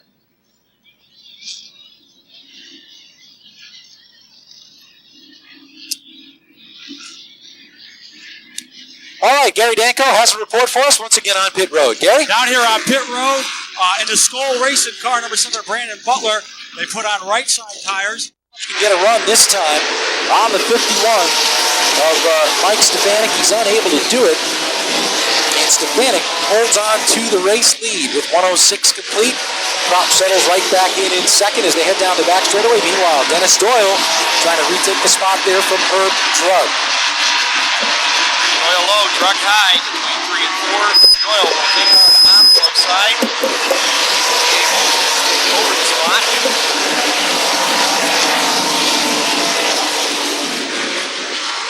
As they come on turn number 2, Crouch renews the assault on Stefanik. Crouch, once again, with his front fender level, rear wheel of the Stefanik machine. Stefanik pinches the line down, forces Crouch to back out of it, and forces Crouch to one lap down again. Sitting back there in the number 2 spot, though he runs third on the track, is Martin Truex.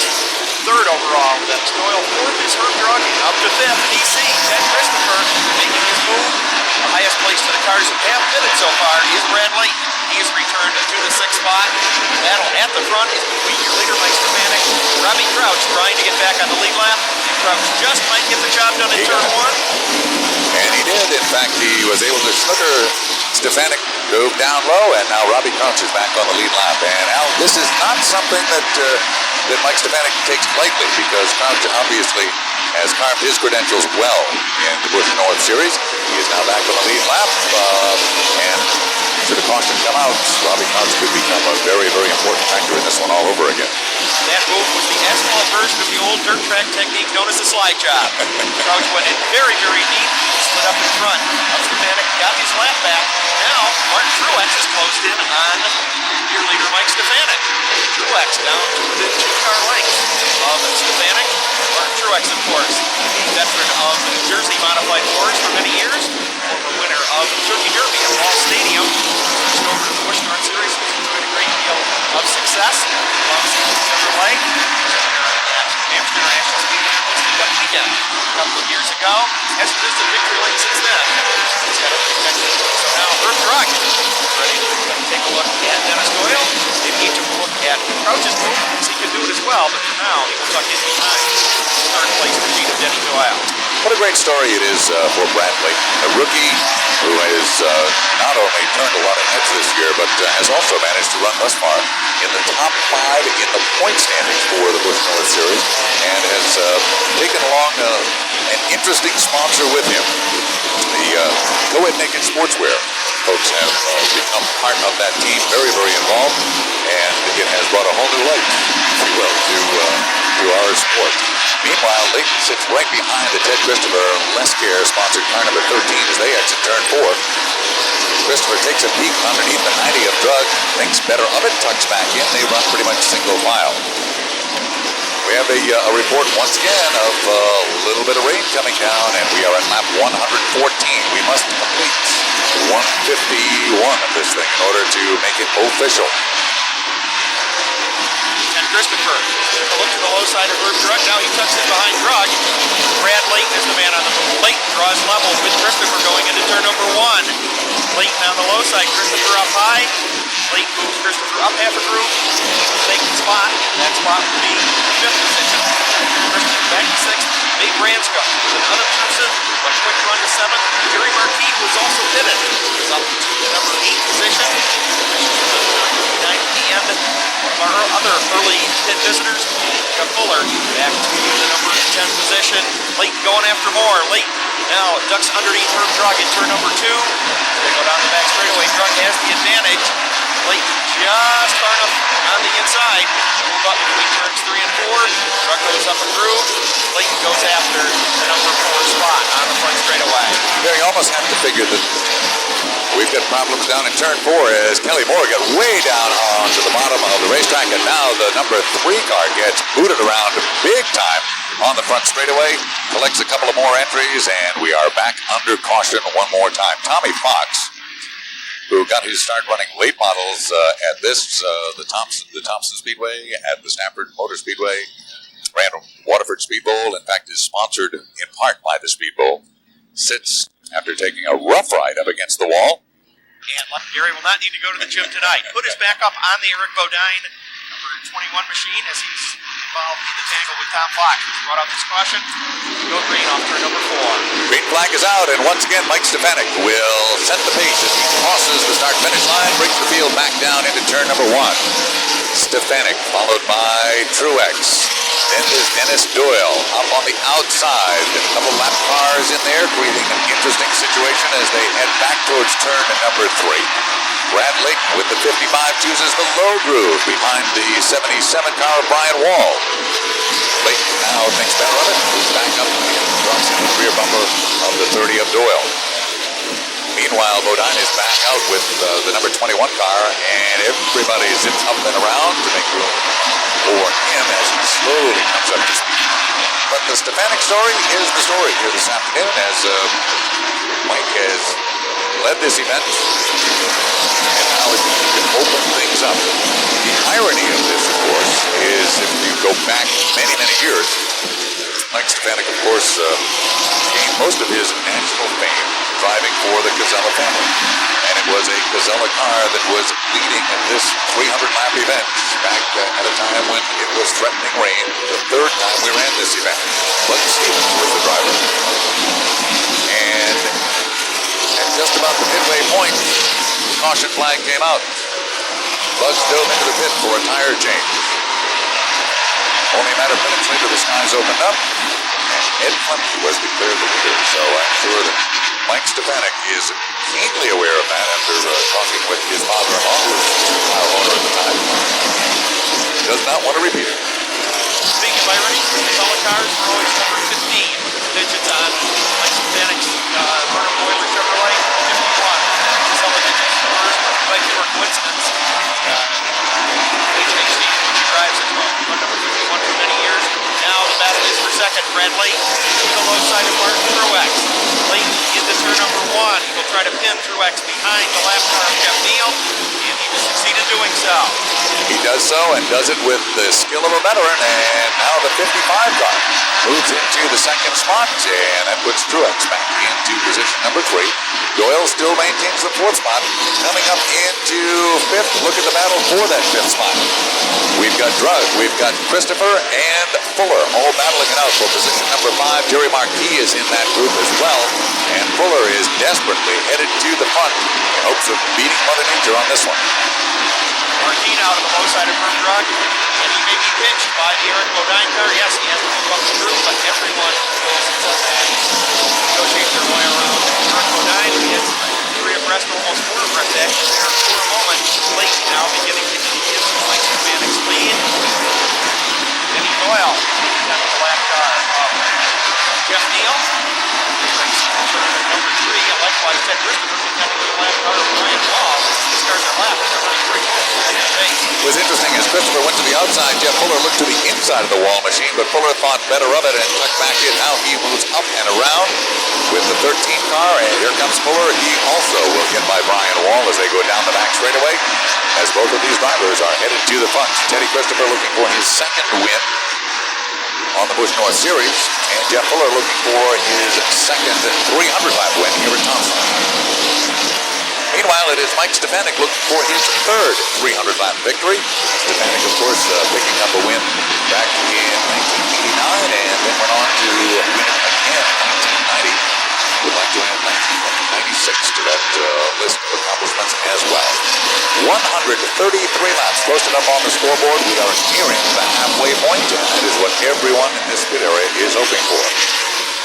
And the way Brad Layton closing the gap, being in a position to challenge for the lead well before that halfway mark. Right now on lap 134, Stefanik protects the low line, and Layton looks high. Stefanik will be able to play a couple of car lengths on the straight. Remember, Layton tires that are 3 or 50 laps newer than Stefanik's. Anyway, field challenge.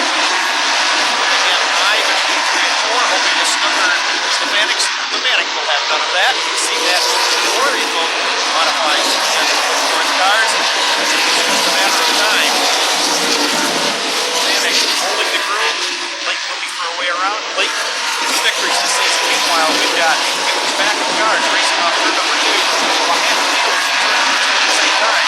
That's the battle of roughly position 7 on back. This time Layton looks low off turn number 4. And will not give up easily. For the first time in a long time, the top 5 are not involved with any lapped automobiles at all. As they run off the second turn, it is Stefanik and Layton running bumper to bumper. A little ways back to Martin Truex's car number 15, and then it is Teddy Christopher and Jeff Fuller rounding up the top 5. Layton takes a peek right to the bottom side of the racetrack, trying desperately to find running room underneath the 51. Just look at how this thing is being run. It's very interesting to watch Stefanik. He has a ton of horsepower coming off the corners. He's able to open it up. But Stefanik is shutting down just a little bit earlier to conserve those tires. In the process, Layton comes in like a locomotive into those turns and has to jump right on the binders because Stefanik simply closes the door off. Brad Layton looking for his third Motorsports victory of the season. International Speedway on Mystery Cup weekend. He also led flag at the League USA Speedway, and now he dives to the inside. Layton with a decisive move to the inside. Stefanik fights him off one more time. Layton pounced. Stefanik was waiting for him. Stefanik must feel like he's running on ice right now after nearly 150 laps on those tires. Boy, I'll tell you, it has got to be slick on this speedway. The cool, damp weather conditions certainly not helping the adhesion, and Mike Stefanik has his hands full. Layton once again with the nose right down to the bottom of the racetrack, tries to make the move, but Stefanik only leaves a half a lane open, and you can't put a quart into a blank container. Layton really starting to force the issue now. For a while, he's been looking for a weakness. Now he's looking to wedge his way by. A couple of reasons he would well do that. One is the darkening sky, and one is the onrushing Jeff Fuller. Fuller now up to fourth. Looks ready to lead Mark Truex in third place. Car number 90, Herb Drug, is now off the pace and in the pits. Car number 90. After running right up to the very top of this pack, he started 7th. The driver out of Troy, New Hampshire, having the best run of his career, is on pit road for a tire change, and this is going to be a costly one. Leaders now into traffic. Layton almost up all sides. Ooh. Scott Foley's lap car makes Brad Layton back out of it. He cracked the throttle momentarily into the ground. Right back after Stefanik to go off and turn to number 2. Brad Layton with the proverbial lightning reflexes as he could very easily run right into the back of Scott Foley instead. Crack the throttle, change lanes, and now it's right back after Stefanik. His lap 143 comes on the board. All right, Jeff Fuller now has closed right in on the rear bumper of Martin Truex, and that is a battle that's been going on for a while. And Stefanik actually finds that a little nudge doesn't do much good, as he got a little bit out of shape thanks to a nudge from Layton. But Layton, like a gentleman, backed right out of it. Gave Stefanik an opportunity to straighten out the race car and said, okay, sorry about that, let's go back at it. Now Fuller pulls up alongside of the 56. And it looks like we have a problem with the stub patch car. He has actually gotten off the racetrack. He's down on the grass, and the yellow flag is out. Layton to the inside of Stefanik, but that will be nullified as the caution flag appears. Got another car which is right over there in turn 2. Doyle, Branscombe, Dragon is coming in. In fact, virtually everyone on the lead lap, with the exception of car number 55, Brad Layton, is headed for pit road. All of these cars hitting off the lead lap are rolling the dice, gambling that there will not be a rain stoppage of this event. The track position will not become critical. Brad Layton, in a sense, has the best of both worlds. He has the track position, and he has tires that were changed after the start, but now his become the oldest tires among the leaders. The shoe is most definitely, if you'll forgive the unintentional pun, the shoe is on the other foot. One to go at lap 149 and the green. Now here we're going green at 149. Halfway, the first time they come past the line, after a full lap of green, Layton will take off the seat there. And Olsen in pursuit. Down into turn number 1, it is Brad Layton, and the rookie leading the inaugural 300 for the Busch North Series cars down the back straightaway. And some of those heavy hitters with a long, long way to go, but maybe not much time to do it. Jeff Fuller in the 94, Mike Stefanik, Martin Truex, all in line. They are marching to the front of the field, but youngster Layton is the one setting the pace right now as he exits turn number 4 in the middle of lap 151. Moving cars late getting out of the pits. Already the leaders face traffic. First it'll be Alan Chapman into number 37. Stays well down on the way. A Layton, Santerre, Shaw, Bowles, and Olsen. More slowly on the speedway than the leaders is Rick Fuller. Now he's coming up to speed. He's had to get for a couple of laps yet. They're now past the halfway mark. This one will go into the books today, and it removes some of the uncertainty, but by no means is it an impression. Oh, not by any stretch of the imagination. And interestingly enough, now Jeff Fuller and Mike Stefanik are bumper to bumper as they begin to slice their way up through this pack and want to get back to the front of it. Also right there is Truex in the 56, Dennis Doyle, and the 71 car. Now, we have not seen a lot of action out of Bobby Dragon today, but he's been consistent. He had a terrific pit stop. He was one of the last in, but look where he stands in terms of the early leaders.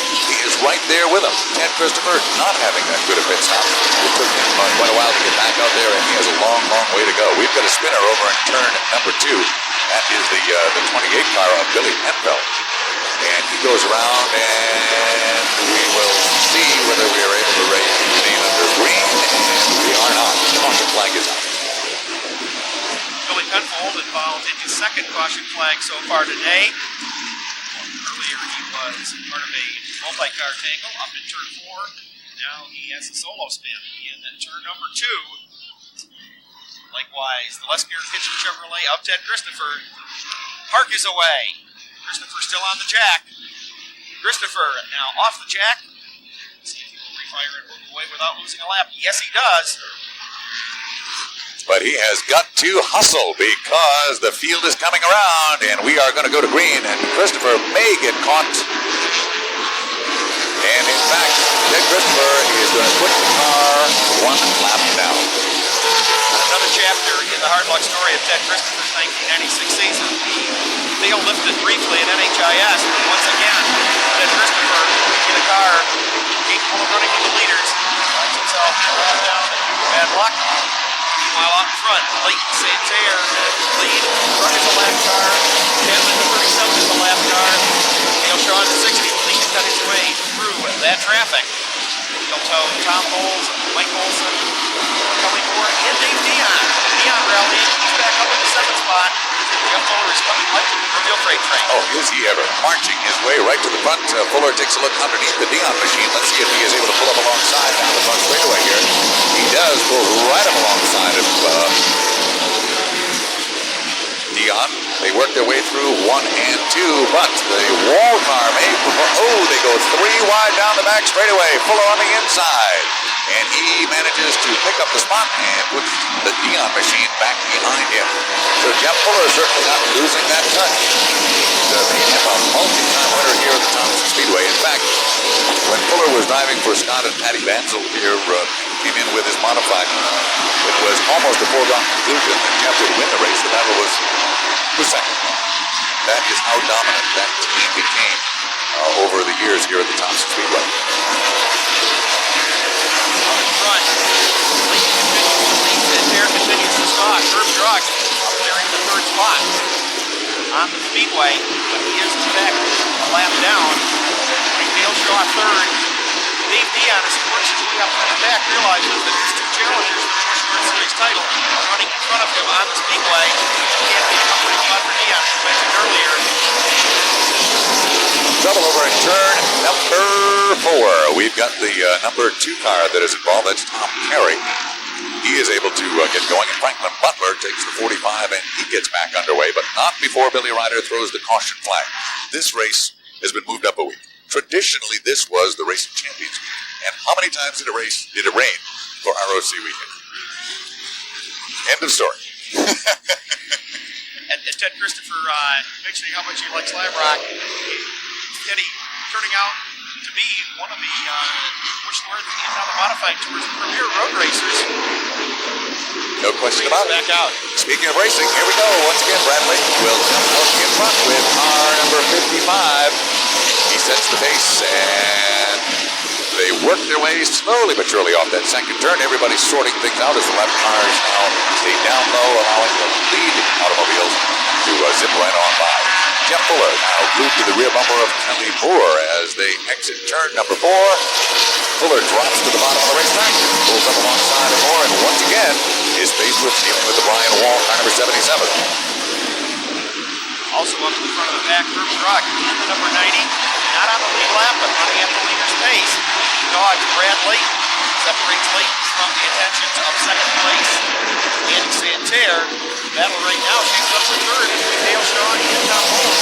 Those drivers had a quiet day. Does more racing the track than racing of his competitors. He finds himself currently in 4th spot. And he's left at Dale Shaw in 3rd position. Tucks right in on the rear bumper as they head down into turns 3 and 4, and Bowles now pulls right up alongside Shaw as they exit the 4th turn, but Shaw has a good run off the banking and puts the Ocean Spray car back solidly into the 3rd position. Keep in mind, car number 90, Herb Drug, even though he has been running up front with the leaders all day long, is in fact off the lead lap. Jeff Fuller now finds himself in a forest of little trees, so to speak. Does he ever? He moves around. Stuff that up on fifth place, Mike Olson. Just like this one.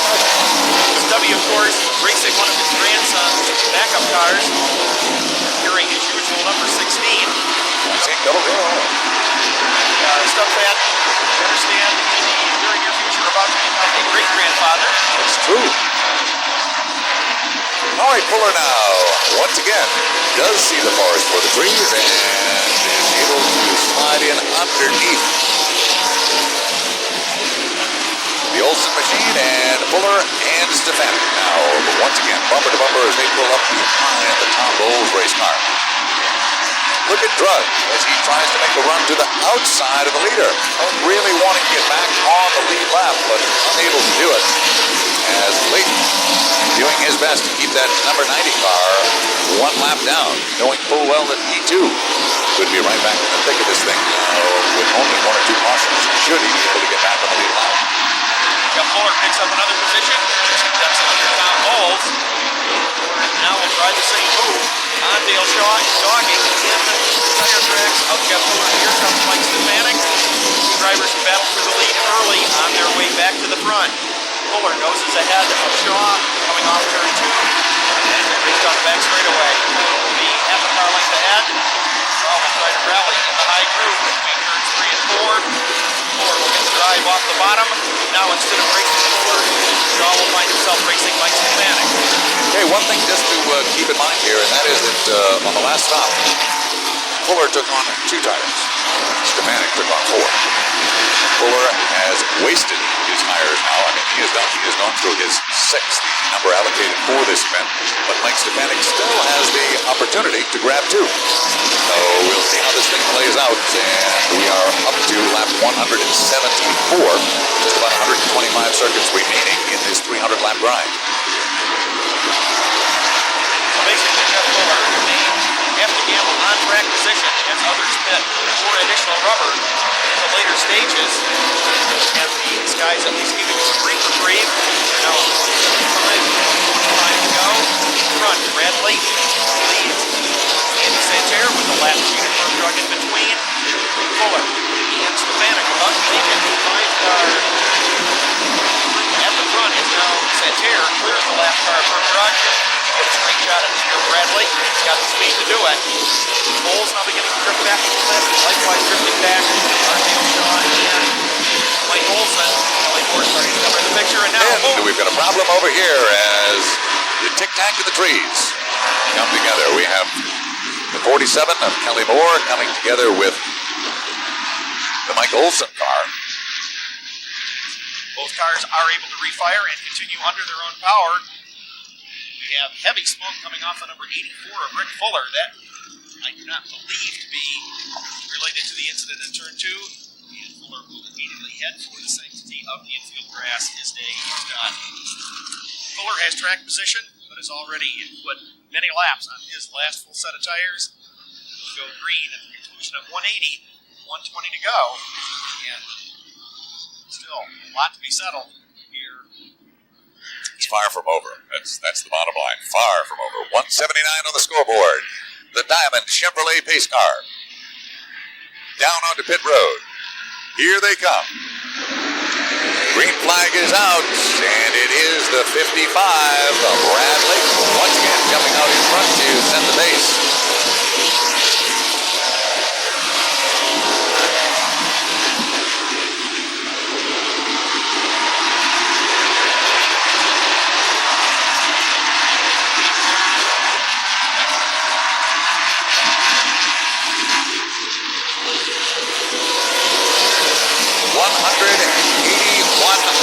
Up on the Winston Racing Series scoreboard, your leader, car number 55 is Bradley, but Jeff Fuller is right there knocking at the door. The car number 94, Sunoco-sponsored race car, which led the early goings of this one, is now challenging the 55 for the lead. It drops to the bottom of the racetrack, six to the nose, right up alongside of the start-finish line.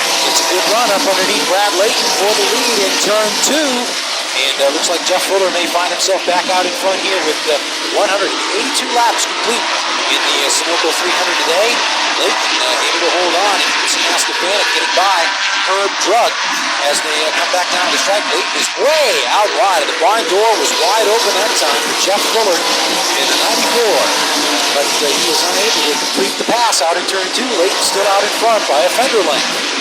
Down the backstretch they go, side by side. That is the battle for the lead as the youngster Layton and the veteran Jeff Fuller go side by side with Mike Stefanik bearing down on the rear bumper of both of these race cars. Stefanik not quite sure which one he wants to follow as they work their way back to turns 1 and 2. Fuller on the inside, Layton up on the high side, and Brad Layton hooked up very, very nicely in that higher groove. They really adjusted on that car because he was extremely loose in the early going. Had it dialed right back in. And Fuller nudges him a little bit high that time out of 4. And Layton comes back to cover the bottom. Looked like Joey Chitwood out there as they did their lane change. And Layton certainly letting Jeff Fuller know a little bit that he's not happy with that pass out there in turn 4. Wow. Sure it doesn't concern Jeff all that much. Herb Drug off the pace. He lost a lap in the green flag pit stop, but he has had a tremendous run today, though. That number 9 is certainly showing he can run with the leaders here at Thompson Speedway in the Busch Series. Jeff Fuller, the leader. Brad Layton, second. Mike Stefanik in third.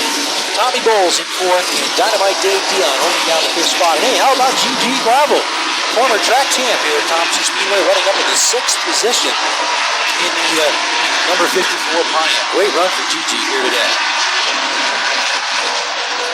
Fuller crosses the line with 187 up on the scoreboard, and most people who were dealing with the odds this morning, and let's change subjects here, as a lot of smoke now is beginning to emerge from the 47 car. Kelly Moore in trouble with that automobile, and he will be addressing that situation one of 2 ways very, very quickly. Right front tire is rubbing against the sheet metal on that Pontiac. But you don't want that on the right front. No, you do not. That's why I said that will be addressed very quickly, one way or another. He either is going to bring that car down on pit road, or they'll bring it on pit road in the back of the record. Exactly. All right, meanwhile, laps continue to tick away, and drops being delivered to the speedway, courtesy of Mother Nature. But again, nothing which appears to be very serious. We're going to say a few minutes ago, Rich, that the odds makers this morning were not giving us very good odds and getting much beyond 1 o'clock this afternoon. And we've got a spin down in the infield. It is the number 30 car of Dennis Doyle. And the 09 of Steve Park, the Sunoco Oldsmobile. Both cars still under power. Steven back and out of the ruts out there, but unfortunately both drivers Park going a lap down here. And Doyle not quite up to speed yet, but it looks like Doyle will remain in the lead lap just at the tail end. Tough break for Steve Park and the Avery Motorsports Olds.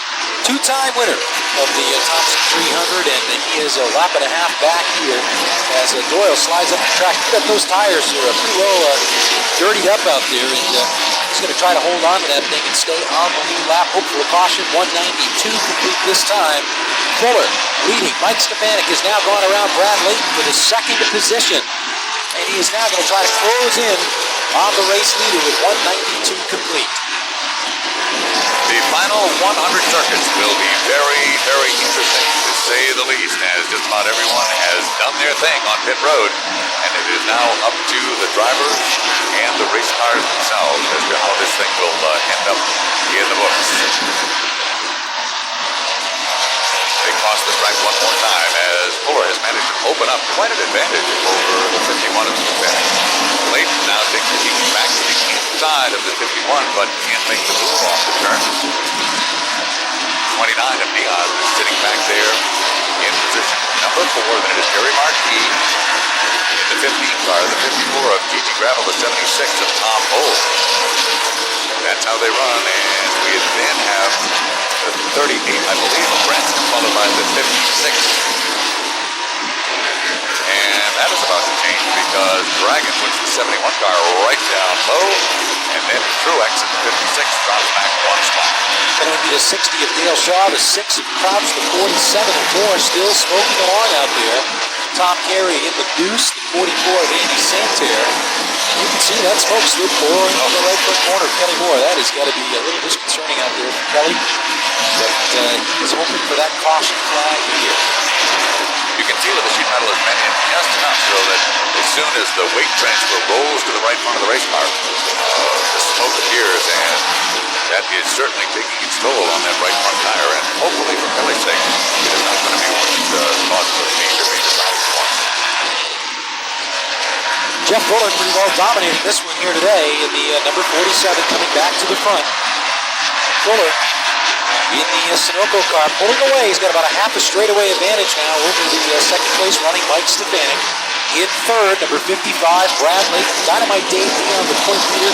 Continues to hold down fourth over the June winner, Jerry Marquis in the O'Connor GMC number 15. He runs in the fifth position. Sixth, great run, GG Gravel in sixth.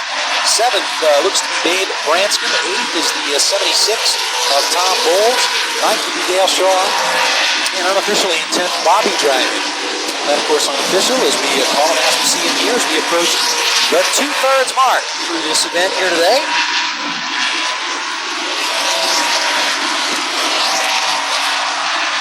Lap 199 will go on the boards as Jeff Fuller sails across the start-finish line. Took Jeff a long time to win this event with the NASCAR Modified. Finally did it in 1994 as he dominated that event with the Scott and Patty Banzos Sheba Racing entry. Here today in the ST Motorsports, Vic Kangas-led team finds himself with the lead rolling into this racetrack. Think about this, Jeff. Really, this is only his second run ever in a Busch car at Thompson Speedway. He did run one race. I believe it was in the 94 season. He rode I think the Ricci entry in a Busch North race here at Thompson Speedway. Ran very well in the event. Had a great run. And then went out and ran well in the modified as well. And this is really only Jeff's second start. Most of the crew talking to them, they weren't aware that Jeff would ever run a heavy car like this here at Thompson Speedway. And they are certainly finding their way to the front up here and running very well. Experience pays as both drivers up in front certainly filling the many laps here at the 15. Bradley, pretty much a rookie here at Thompson and a rookie in this division. Finding himself in third. That's where he finished in June. And he did finish behind Mike Stefanik, who had a second spot in that event behind Jerry Marquis. A long, tough road for him to hoe. Meanwhile, Fuller seems to be opening up the advantage just a little bit over Mike Stefanik as the 42 of D'Alessandro has come to a stop. Well, no, he doesn't refire that. He's now trying to get back underway. Fuller has opened up a straightaway lead as Doug Dell pulls around. Stefanik still there in second, conserving the car. Remember, Stefanik does have 2 tires left to put on. Fuller has none. He is pretty much used up his allotment of 6 tires. Go back to the original set. They only have 6 tires on. Quite possible. Interesting question. I'm not sure what the answer to that would be. Much situation should arise, but pretty tough to give up the lead near the end of the race like that. But we'll see what happens. Still a long way to go. 4 laps remaining. Matching the car number on that Sunoco Chevrolet. At this point, Jeff is able to drive the racetrack in a manner that really is not going to heat up a ton of tires. And it also brings out the caution. Because guess what, boys and girls, the skies are beginning to open up here. Again, it looks like this could be just one of those little quick deals overhead. It does not appear to be all that dark all the way around us here. Shades of 1977. Seems like history. We did have a red flag a couple of years ago, too. I remember one time in the modified race. It may have been Ed Kennedy, but it fails me. One of the modifieds hit the light pole barrier out there in turn 3, and they were forced to fix it. We did have to halt the race at that time. True. So this would be the second time due to weather, and we did have one other one due to a crash, and on-track repairs had to be made. So my imperfect memory comes to life again. Not bad, though. It's been 22 years, right?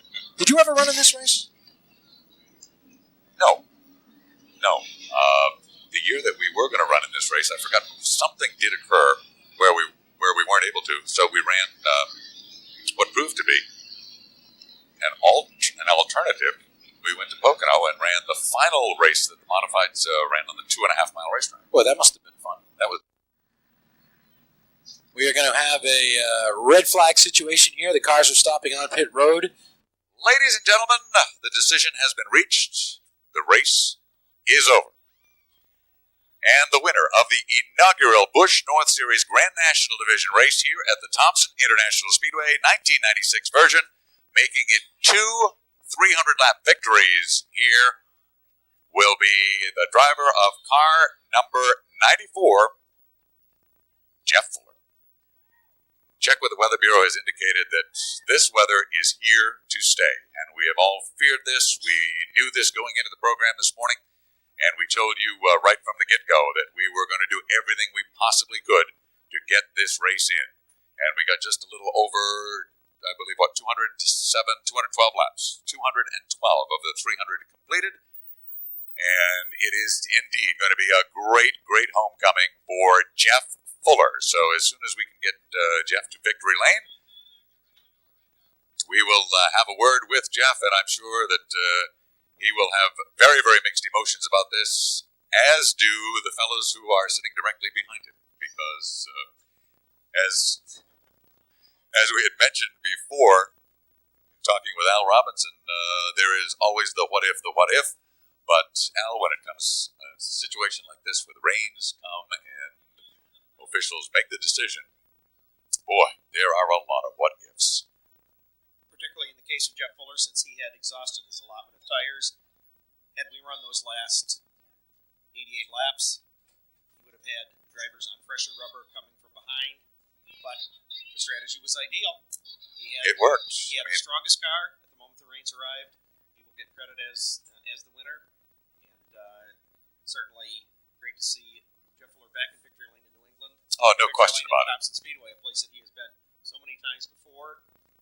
We had the pleasure of doing a media dinner with Jeff a couple of weeks ago, in which Sterling Marlin was also a guest. And Steve Park is headed in that direction. Mike McLaughlin. The list goes on and on and on. Randy LaJoy, look what a great season he is having. And all of a sudden, I think that on a national scale, the race drivers coming out of the Northeast have suddenly gone up a few notches on the pedestal. And ladies and gentlemen, we're just going to shut up because here he comes walking down victory lane, shaking the hands of Dick Brooks and everybody else. Let's hear it for Jeff Fuller. Rich, it's all yours.